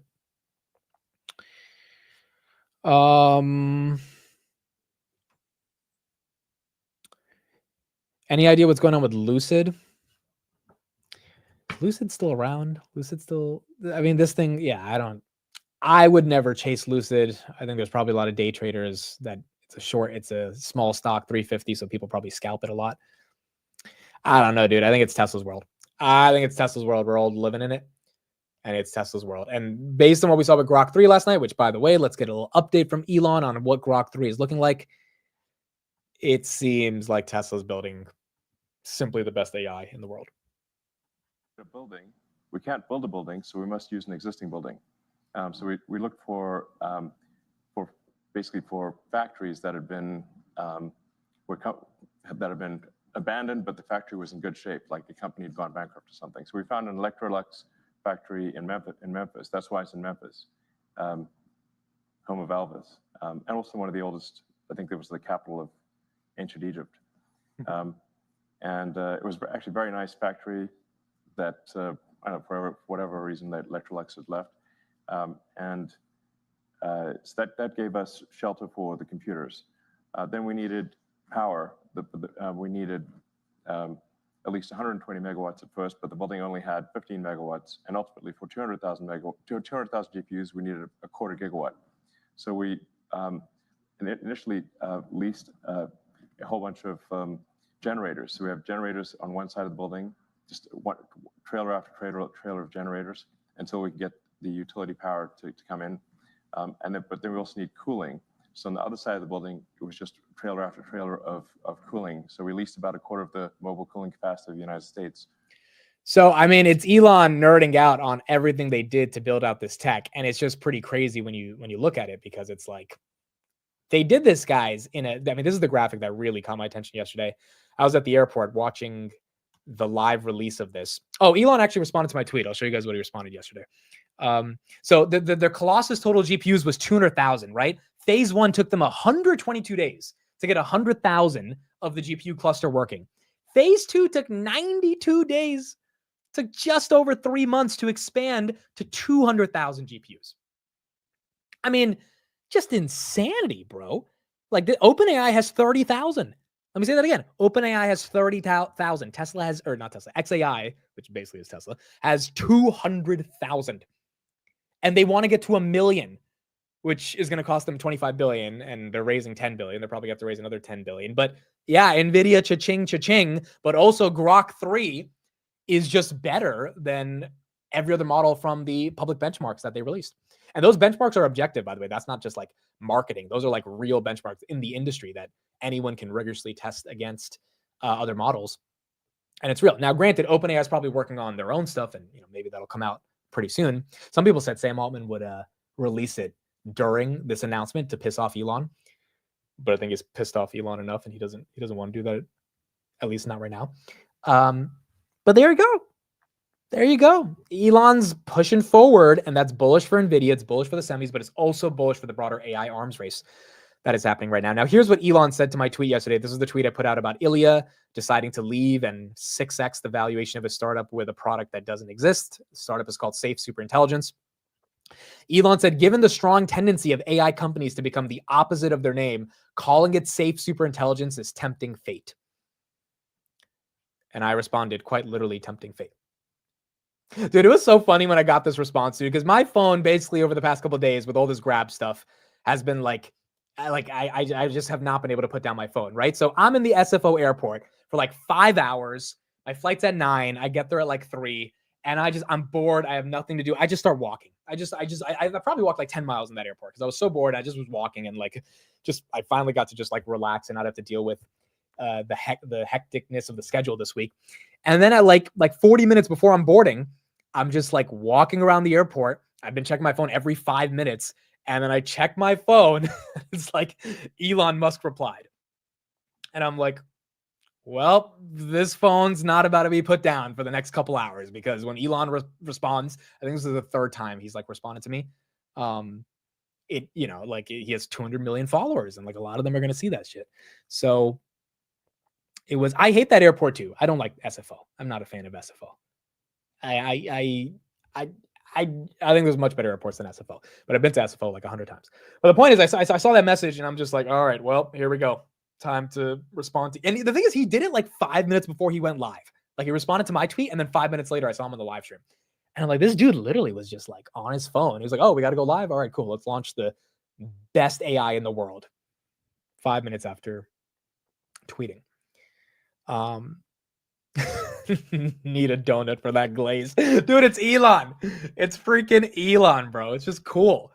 It's cool. Who knows, man? Maybe he's seen my name a couple times in his feed now. Maybe that could set up a framework to eventually get that podcast with him. Who knows? I think it's very early to think that'll happen, but he's seen it a couple times, so maybe it could happen. But the point is, it's just he's just constantly working. He's not stopping. He's pushing the newest AI. He's still running SpaceX and Neuralink, still operating Tesla, and then they're opening up jobs in India. Like the guy's not stopping. And then he's trying to protect the government from wasting money on Social Security and sending it to people who are dead. You know, it's like, it's just crazy. It is just crazy. Also, oh, how do I forget this? He had a kid. He has another baby mama. He has another baby mama. Elon has a new child, his 13th kid, with a right-wing influencer called Ashley St. Clair, who posted over the weekend a like corporate press release that she and Elon have a baby together. And at first I didn't believe it. I was like, this is bullshit. There's no way. There's no. Yes, he verified that. He verified it in the most funny ways. You know the Tesla Robo minivan that like we saw in October. Someone tweeted it, and he was like, "Why do you?" And they said Elon's going to need one for all of his kids. And then Elon responded like, "Why do you think I made this car in the first place?" So he's been confirming it without confirming it in the funniest of his ways. They didn't community note it, and Elon owns Twitter. They'll community note anything that's completely false about him because he owns the platform. It's true. He has another kid. I mean, that, like, dude, when I saw that news, I was just like, what? I think here's my thesis on it. I think Elon realizes he's so smart and that humanity is so dumb, including myself, that we need more, or he thinks we need more of his seed just being out there in the world, because when he dies, we're going to need the next Elon. And if we don't have the next Elon, like, who knows if humanity survives? This is the woman who he impregnated and is now his 4th baby mama. And I think he's just like, let me spread my seed around the whole world. And like, I think Elon legit is making a utilitarian calculus of like, hey, even if I'm not in my son or daughter's life, as long as they're alive and they have my seed, there is a chance that they become the next Elon Musk. So it's like his gift to humanity. I'm glazing the hardest I've ever glazed in my life, but still, right? Like, that's the only way I can make this thesis make sense. Because what guy gets a right-wing conservative influencer who, in my opinion, is not the most attractive in the world? That's just my opinion. Okay, I think there's other women that are a bit more attractive.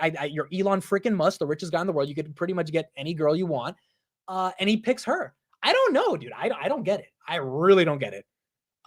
And I'm sure if he really wanted to have a sexual relationship with her, he could tell her to go on birth control. All this, like, there was a way he didn't have to have a kid with her, and he could have still resolved what he wanted to resolve. But he had a kid with her, and so I don't know. I think he literally just wants to spread his seed. I really do. I think he actually wants to get more Elons into the world. And then what made it worse is one of his other baby mamas posted a picture over the weekend. And the other take that I think was really good is that Elon didn't like take her out for Valentine's Day. And so she's upset. And so there was a bunch of women on Twitter that I actually agree with that take. It's like, hell hath no fury other than a woman who is scorned by her baby daddy. And when you got other baby mamas posting their little Elon's running around, and she can't because she's under like an NDA. She can't post the baby, none of this stuff. Like, she can't really be a public figure anymore. I mean, yeah, she's probably fucking upset. She's probably pissed, dude. She's probably like, this guy didn't even wish me happy Valentine's Day. Like, so I think that's what's happening. I could be wrong, but it's just crazy, bro. Like, the whole weekend was great. This whole week in my life was crazy. And then on Saturday, I called Derek. I was like, is this real? He's like, yeah. I was like, there's no way this is real. He's like, it's real. I was like, I think he just wants a seed to get on the road. Derek was like, yep, I think he just wants there to be more Elons because he knows that we need more smart people in the world. Otherwise, I don't know how to justify it. SoFi right here, 1704, pound trade 120.45. Robinhood really getting smacked, dude. Down 5%. I mean, at this point, let's just get Hood below 60. If we're gonna get smacked, let's get this thing below 60. Let's see. I don't know. I don't think I would buy it here. I mean, obviously, I'm very overweight, so I wouldn't buy this here. But if this thing goes down below 60, then I think it's a little bit better of a buy. I don't know if it finds support at this level. I don't know why it's falling this much either. This is kind of the downgrade. For it to fall in the downgrade is kind of stupid. Downgrade was kind of dumb. At what point does Pouncer slow down? I don't know, dude. I mean, we hit 125 this morning. We rang the freaking big bell that was supposed to be reserved for very special occasions, but we rang it today just because we got to 125. I don't know. I don't know when it slows down. I don't know. Dude, you guys call me an Elon fanboy. I'm not. If I was an Elon fanboy, I would have more than 40 shares of Tesla. Like, I hate when you guys come up with this. How am I the Elon? If I call me a Karp fanboy, that I will accept that like proudly. To be honest, it's like yes, okay, I'm a Karp fanboy. I get it, but I'm not an Elon fanboy. I respect Elon. I'm a fan of Elon. I've critiqued Elon in the past before, plenty of times. I've pissed off plenty of you guys in the chat for critiquing Elon. I just genuinely think that's his thesis on having all these kids. I mean, give me a better thesis. Someone in the chat, give me why is he impregnating all these different women and having kids? Because he's not spending time with them. He's running 17 different companies. It's not like he's an active father in all their lives. I think there has to be a better reason. There just has to be a better reason. His pullout game is weak. Dude, but I feel like if your pullout game is weak, he could have worked out an agreement with her so that she wasn't. I think he wanted her to get pregnant, bro. Like, I think like there's a way he could have resolved that without her getting pregnant. I don't know, dude. I think there's more. There's more to this here. He is acting like a king though, right? He's acting like a legit king, like from the fucking 600s, like BC era, where they just like go around and spread their seed. I think maybe he thinks of himself as a king or something, bro. Because and he's having fun joking about it online, which is the craziest part. Like, he's just making jokes about it, and it is what it is. Well, this is how Elon's operating. All right, let's get an update on Meta. Let's see what's going on with Meta, and if we can get a little bit more on why this thing will not slow down. Of what are 20 consecutive days of gains. Julia Borson's here with more on what exactly has been behind all of that positive action. Julia. Well, David, Meta stock was up for 20 straight days, now down nearly 3% this morning. We'll see if it could turn it around and end today higher and continue that streak. But through Friday, the stock had gained over 20% since it started its run on January 17th. Now the shares are up about 17% since then. Now, in that time period through Friday, CEO Mark Zuckerberg's net worth grew by about $40 billion, according to Forbes. Now, Meta shares were in part bolstered by Zuckerberg building a strong relationship with the Trump administration by making a number of key changes, including rolling back Meta's third-party content moderation and scaling back certain DEI policies. They also donated to Trump's inauguration and settled a previous Trump lawsuit for $25 million. But Meta shares are not up just on political tailwinds. The company's fundamentals and growth drivers are both promising. Meta's fourth quarter results beat on the top and bottom line, while its AI chatbot now reaches over 700 million users, and its family of apps has more than 3.35 billion daily users. Now, looking ahead, Meta is committed to its AI roadmap and is leading the way in open source, sees a healthy ad market, and also the opportunity to further cash in on Reels and WhatsApp. And if there is a ban on TikTok, Meta would benefit. So, David, we'll see if this streak can continue today or if today is the end of that winning streak. Yeah, Seema? also watch that report, Julia, on whether Meta is going to enter the robotics space. We'll wait for more details on that. Julia Borson, thank you. Coming up on this show, former Commerce Secretary. Okay, so what are you guys thinking of Meta? How are we going to resolve this? Are you guys buying Meta here? Are we selling Meta here? Are we getting puts on Meta? Are we selling calls on Meta? By the way, I'm so happy I didn't sell calls on Nvidia because, I mean, it was kind of obvious. Nvidia at 129 was coming back to 140. So I think Nvidia needs to get to 150 for me to feel comfortable really selling calls. Because I kind of don't want my Nvidia to get taken away. So, and they would be really far out of the money. They would be like 170, 180. I would barely get any premium, but I would get at least something. But I'm not, because I know some of you guys sold those 150s, and like, I don't know, dude. If they have a good earnings, 150 should happen for. I mean, it was there before the Deepseek thing, so I think 150 is a little too early, or like 170. Premium's not great, but at least it's something.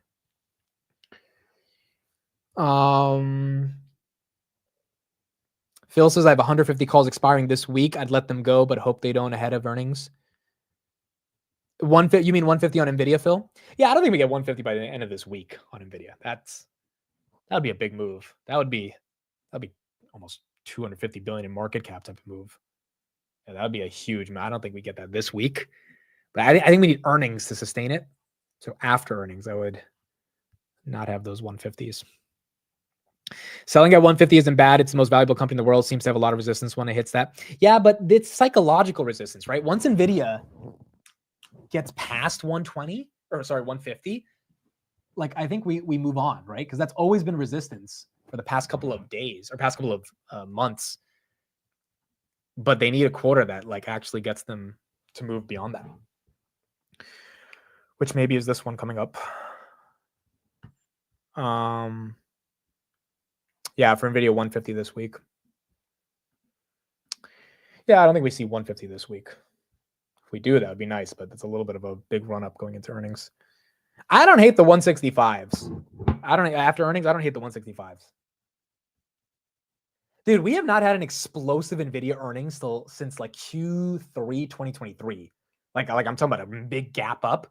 It has been a while. So it's been almost 2.5 years since we really had one of those. So I don't think we get it. I just given, markets are up for the year, but I think we get enough of an earnings to not have to ever worry about seeing 117 again, because that was insane. Like the fact that we got that opportunity is still crazy. Tesla, on the other hand, I don't know. I was talking about this with Derek the other day. Like Tesla at 350 could be the cheapest stock in the world in 10 years if the thesis plays out. But it could also go to 250 before that thesis plays out. It could also go to 400 before that thesis plays out. Like that's why my new philosophy is you either believe in the robots and FSD, and for me in particular, the robots, just given the evidence I saw this weekend of it, or not. And based on that, you buy or you don't. And maybe selling puts helps hedge against that to get some better entry prices, but it's coming, dude. The robots are coming. The robots are not stopping. I just don't think they're stopping. In fact, I have a clip. Let me show you guys this clip. It's a 30-second clip from the Brett podcast. This is a good one. Can I actually save it on my desktop right here? Let me see if I can save it. Then I can play it here. I think you guys will like the podcast. I think you'll like it. Yeah, let me see if I can save it here. Also, someone asked, are we doing Technical Tuesday? So we're not doing a market close today. The reason for that is because I'm going to sleep after this because I have legit not slept in over 24 hours. I kind of don't know how I'm talking right now. But I had the adrenaline after the flight. Dude, I also didn't pee on the flight for 4.5 hours. Why? Because I got the damn window seat and I was happy to have, but also I didn't like having the window was cold for 4.5. I've never had the window be this cold as it was today, but it was freezing. And so when I was leaning on the window to like get support to like try to rest, it was just pure like cold. And so I couldn't sleep. And then there were two older people sitting next to me. I didn't want to wake them up, bro. They were knocked out. I don't want to wake them up to resolve my bladder. So I was like, you know what? I'm gonna be a good guy.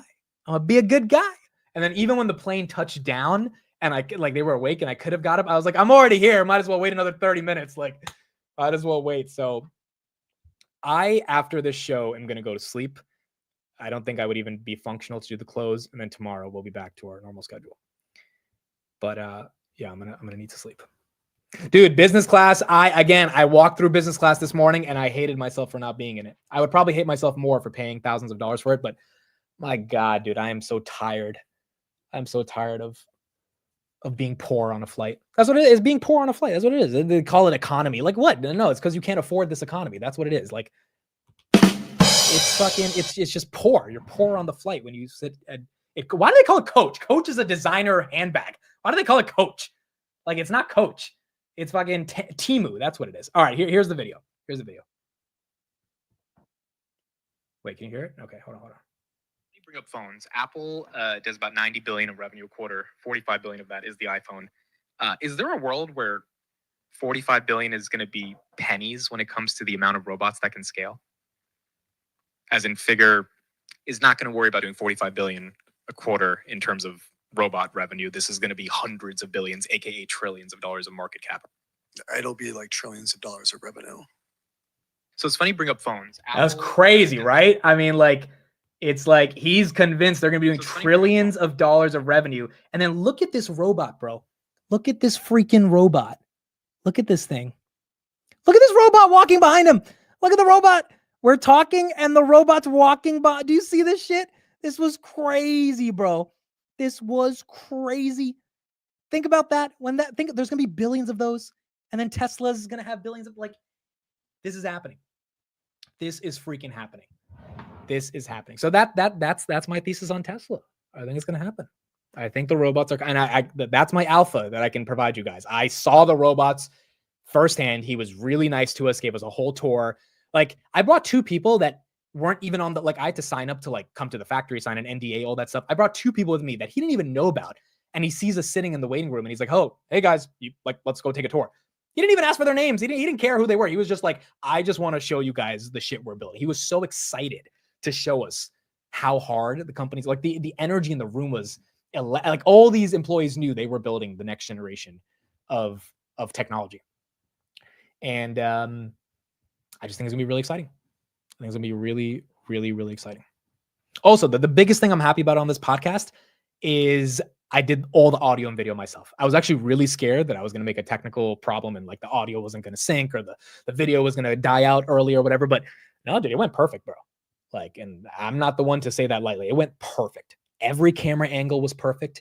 Every freaking audio, the mics were perfect. Maybe the audio is a little buzzy, and that's maybe because I just got to get the settings right on editing the audio. But the actual audio itself was, like, phenomenal. And everything synced up correctly. And now I have a lot of confidence that if I ever have to go to a CEO's headquarters, I set it up myself. I set up the cameras, everything myself, edited myself. Like, it was actually really easy, to be honest. I was scared it wouldn't work out. Now, carrying all the gear on the plane was not easy. That was really annoying. But also, you guys got me so many gifts at the meetup, and I was so happy about that. But dude, I had so much shit coming back from California because every bag was just filled. It was a lot. But we were able to bring it back, and we were able to do the pod. So I think you guys will enjoy it. It'll be a fun one. But the alpha from the pod is by Tesla. That is my interpretation of this podcast. Because, like, for people that can't get access to Figure, and for me that, I can't make my stake that much greater because my pro rata is only however it's worth in startups. So you only have a certain amount you can invest in the next round. Like, the only other way to control the exposure you can get, I think, is Tesla. And I don't know if 350 is the best price to pay for that, but I think the best price is going to be so minuscule in 10 years when this actually takes off. But we're going to have to see. We're going to have to see if it actually does end up taking off. Did you bring the powder back? No, I did not bring the powder. I thought, I got to tell you guys a story. Okay, so Spencer's talking about the powder that Love to Fly pilot got me. There's actually a couple stories in this. Okay, so first of all, let me end the market open here. If you guys want to stay for my last 2 stories, you can stay. If not, we're done for the day. 3 hours. Hopefully Grab holds this level. Palantir holds 120. We'll see at the end of the day. I'm not going to be here to cover the close because I just need to sleep. But we'll be back tomorrow in the market open. And we got a bunch of earnings this week. We got a crap ton of earnings this week and next week. So we got a lot of stuff to still cover this week. And there. But that's pretty much the end of the market open here for today. Okay, so Love to Fly pilot, the guy who got me the not cocaine, but what looks like cocaine. It was a powder in a bag with, like, the $100 bill to sniff it. I decided to not take it on to New Jersey because the TSA would, be TSA. So I decided not to do that. 2 things of that, and if he's watching, he'll He'll be listening to this, but the $100 thing I thought was so cool because it was wrapped up in this thing where you could like snort from it, right? It was like one of those, it's like literally one of the things you would use to snort blow theoretically. I'm very used to that given the energy I have in the morning, but I put it in my wallet because I threw away the powder.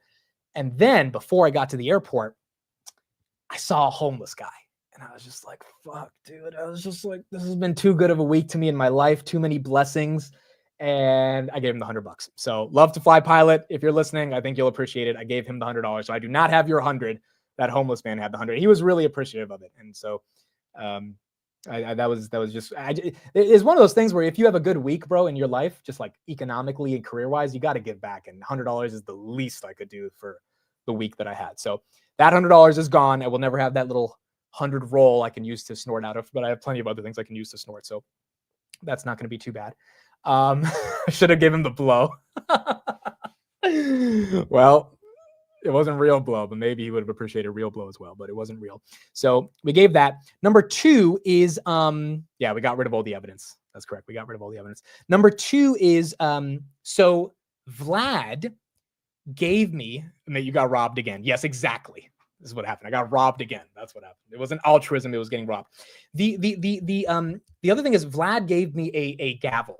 So you know what gavel is like, it's like, I don't know. You guys know what a gavel looks like. It's when you're like a court person, right? Like when you a judge. I'm going to get flamed for that. But you're a judge. You bang the gavel on the table, right? So Vlad gave me a gavel because I gave him the little bell, if you guys saw that video. And he gave me the gavel as a sign of just like, hey, thanks for coming to the headquarters. And the gavel, I explained this on Friday, when you bang the gavel on the table, it's like to like get everyone's attention, to like pay attention to hit our metrics.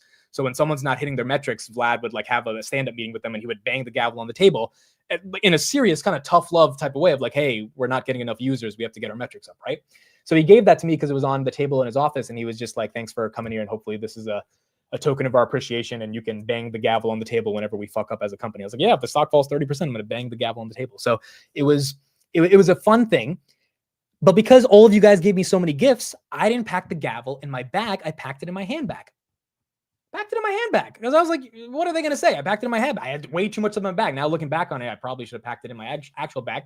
Pack it in my handbag. I get to the freaking TSA. They take my bag away.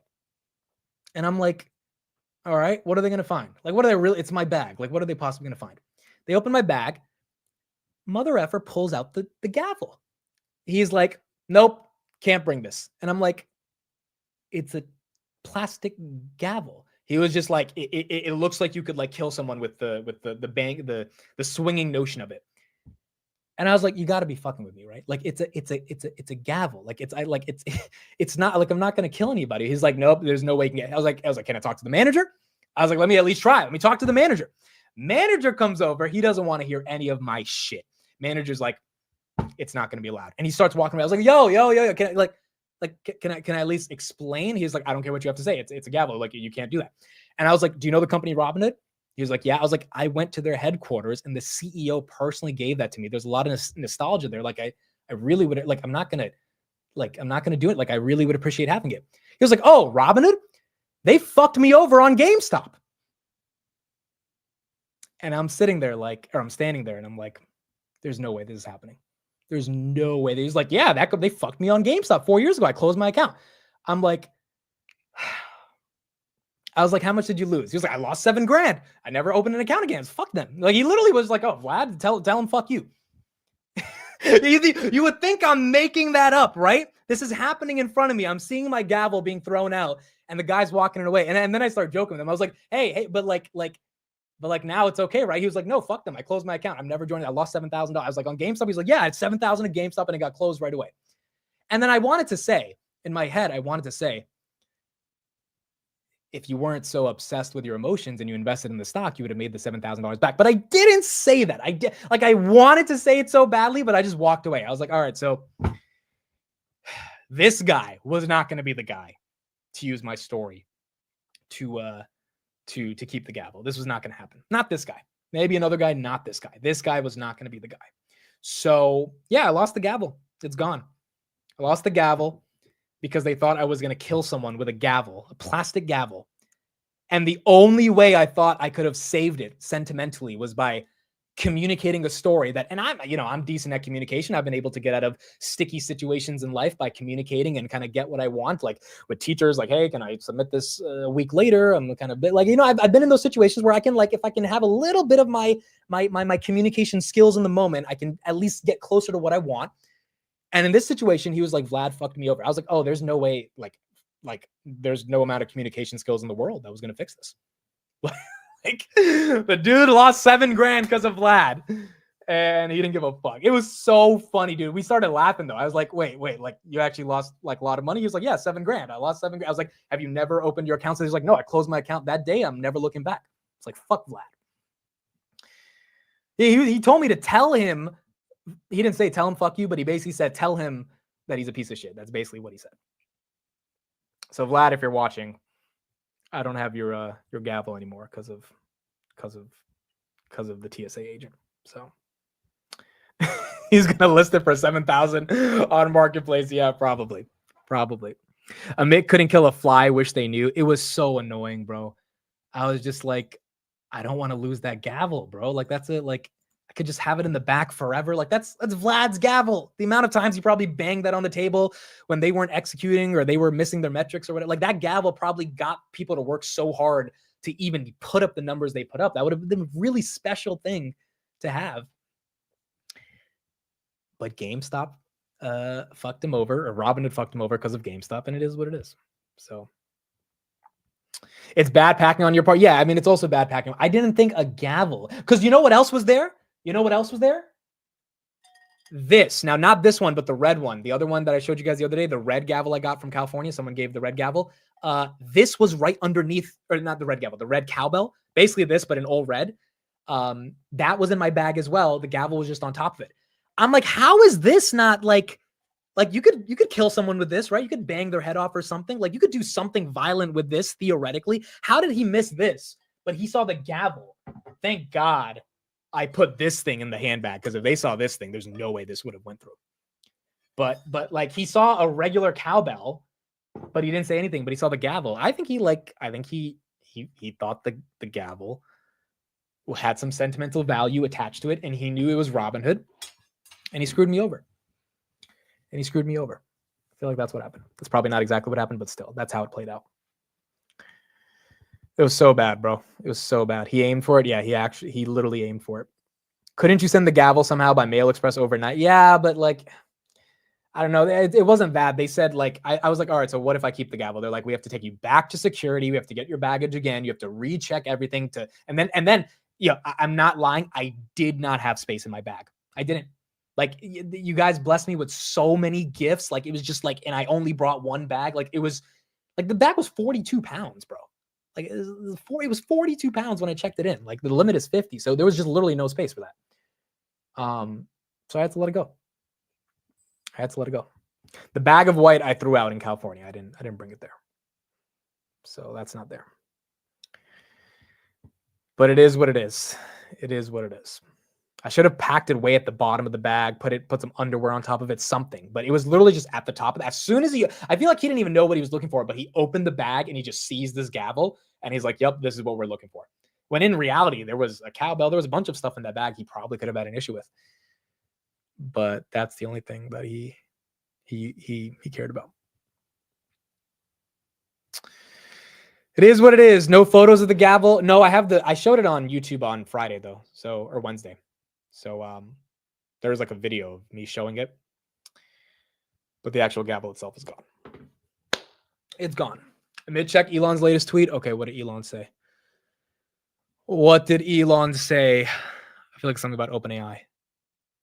Is it? Oh, it's Karp. Oh boy. It's happening, folks. The Doge is happening. Elon shares Karp. Wow. Elon shares Karp. Let's listen to this final 2-minute clip. For those that missed it today, here was 2 minutes of Karp talking on Doge. Here we go. This is like the 5th time in the past month he shared Karp. Look, what I don't like about what's going on is I just view this as, well, let's watch the Democratic Party commit suicide.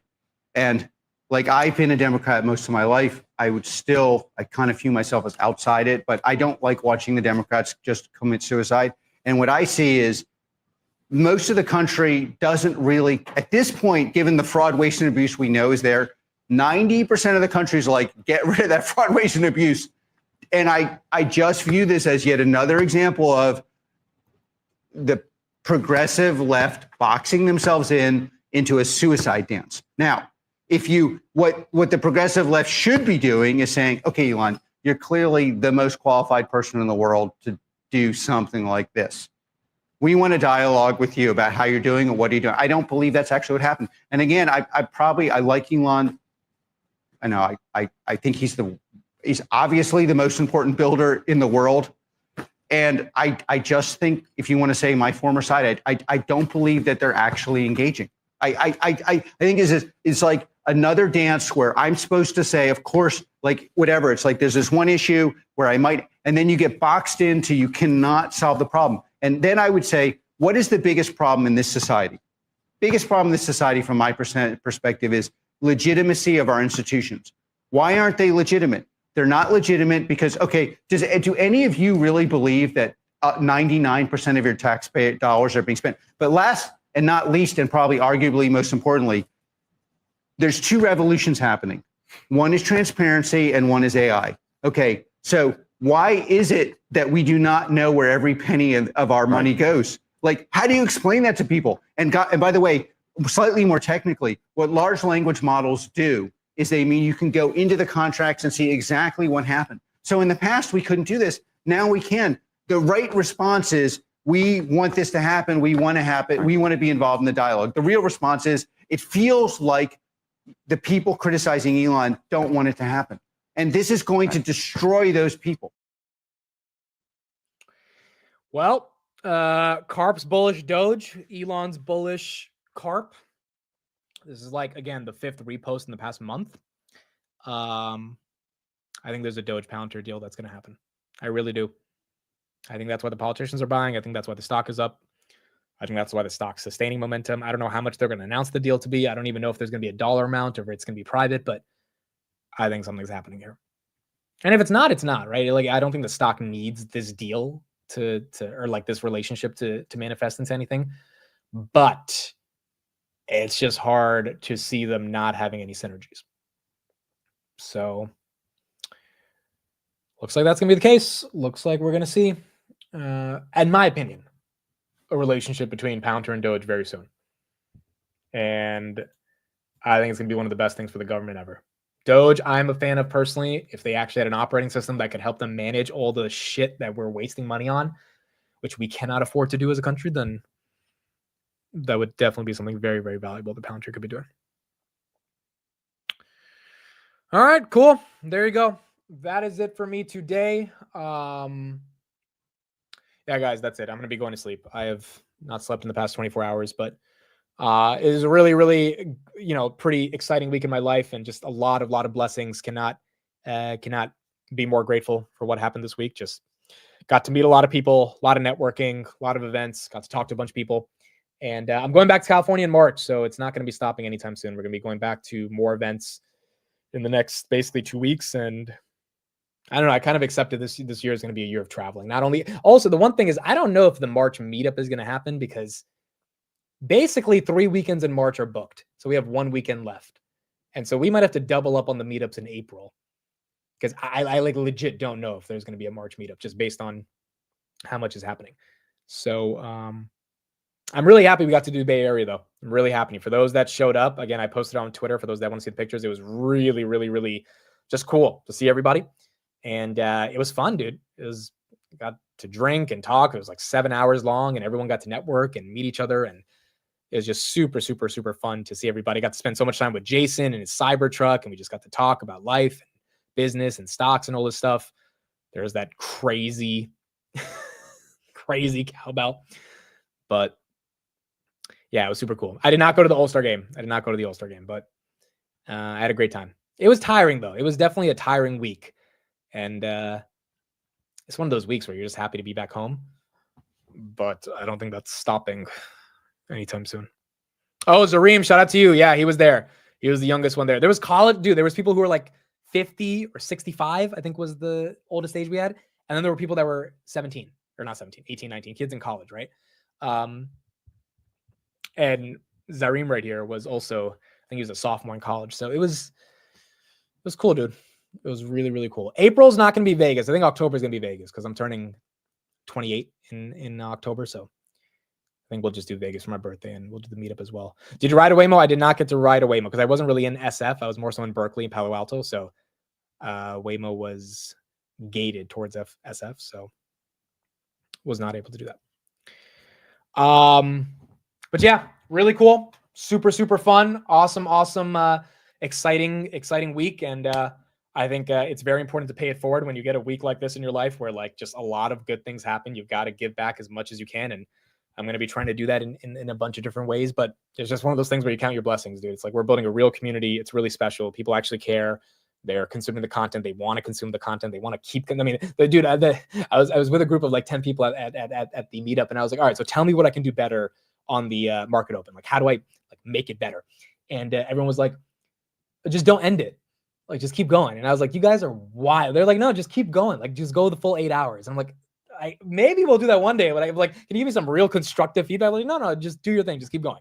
Just don't stop. And I was like, okay, so. You guys being really nice right now, but it's one of those things, you know, where people really they find something special and I just want to keep going and keep seeing what we can build going into the future. I'm not doing the market close. I'm sleeping today. I'm not going to do the market close. I think I wouldn't even be functioning for the market close. But we have to do the market open today because too much shit was happening with Grab and Palantir and all this Grok 3 stuff and Nvidia. So like. We kind of had to talk about it. Where is Grab right now? Are we selling off? We're holding up about 7%. 520 close would not be bad. Nvidia holding almost 141. Hood down 4%. A little recovery from 61. SMCI up 10%. It was up 15. And then Palantir, not bad at 121. We did hit 125, but up about 2% right now. Amid if Palantir hits 125 again, do you ring the big bell or do we have to wait till 130? We definitely have to wait till 130. Once we cross the milestone, we cross it. Even though this one was very short-lived. So maybe we will ring it again at 125. We'll see. But 130 will be the next one. A Novix has earnings tomorrow. All right, we'll cover that. I didn't know we had a Novix. We'll cover that one. We will cover that. I am not starting a hedge fund. I'm not, dude. I'm not doing anything other than sleeping right now and trying to get some energy back. But yeah, I think this year is going to be fun. I think the meetups are going really well. New York meetup was great. Bay Area meetup was great. I think we're going to just keep expanding this idea. I just, every time we do the meetup, it's like, it just reminds me how special and important doing these events in person are and getting to hear from everybody and getting everybody to meet everybody. And this one I think we had almost 70 people at the height of it. So a lot of people showed up and they just enjoyed being there. And yeah, I mean, March again, we'll see. I think I have to go to Texas in March as well for another thing that I'm doing. So probably won't be a meetup thing. That'll be like 2 days, but we just got to figure out and plan and keep it going from there. When in March, probably mid-March and end of March, like mid-March and end of March. So it'll be 2 times. So it'll be a decent amount of California meetups. All right. The camera's dying. That means it is time to end the stream. All right. Word of the day. We're not doing Hood Weekly. Are we doing Hood Weekly? No, we're probably not doing Hood Weekly. Maybe we are. Maybe we are doing Hood Weekly because I'll be awake by then. Yeah, so we'll probably do Hood Weekly tonight. Actually, no, we're not because Tanner's in Vegas. Tanner's doing something fun in Vegas. So probably tomorrow we'll get Hood Weekly. Tomorrow we will do Hood Weekly, not tonight. Word of the day. Inglenook. I don't even know how to say this. What is this? Inglenook. Inglenook. A corner or nook near a fireplace. She curled up near the inglenook, reading her favorite novel by the firelight. The old cottage featured a charming inglenook built of stone and timber. Is this why Amazon named it the Nook? Do you guys remember that, right? There was an Amazon Nook, right? That was a thing? That was a Nook tablet, right? Yeah, it was a Nook tablet. Is this how Amazon got the name? It's probably not, but I don't know. It sounds like this is where they got the name from. Inglenook, a corner or nook near a fireplace. Maybe that is. Maybe that's not. All right, cool. That's it. I'll be back tomorrow morning. That's it. Tomorrow morning. I did post a YouTube short of me getting in the Cybertruck. Driving that thing, dude. as much as I love the Cybertruck, I don't think I could own one because that thing is big to drive. Like making turns are scary. So maybe I need to drive it more, but my Model Y is perfect versus the Cybertruck. I liked it. It was cool. It's just big as hell. It's like kind of hard to drive it. So yeah, I don't know if I'm getting a Cybertruck. I mean, I wasn't going to buy a Cybertruck anyway, but I don't even know if Jason's going to, because he rented it for the week. So he was going to see if he was going to make the purchase. I don't know if he's in love with driving it. But yeah, I think it was a Cyber Beast. So we're going to see if he ends up getting it. All right, that's it. Thank you, everybody. I appreciate you guys. I wish I had a gavel to bang on the table, but I don't, because Robin had scammed some guy 4 years ago, and now he was pissed off. So, see, if I had said like, "Oh, that's my grandmother's like prized possession" or something, like if I had like made up a story, which I would hate myself for doing, so I wouldn't do that. But like, I feel like maybe there would be a world where but I said, "Hey, the guy that lost you $7,000 is the guy who gave me the gavel, and I have sentimental value attached to it." And he was like, "Well, your sentimental value is worth negative $7,000 to me." So there it is. All right. Thank you, everybody. Appreciate it. I'll be back tomorrow on the Market Open. Bye, everyone. Have a good one.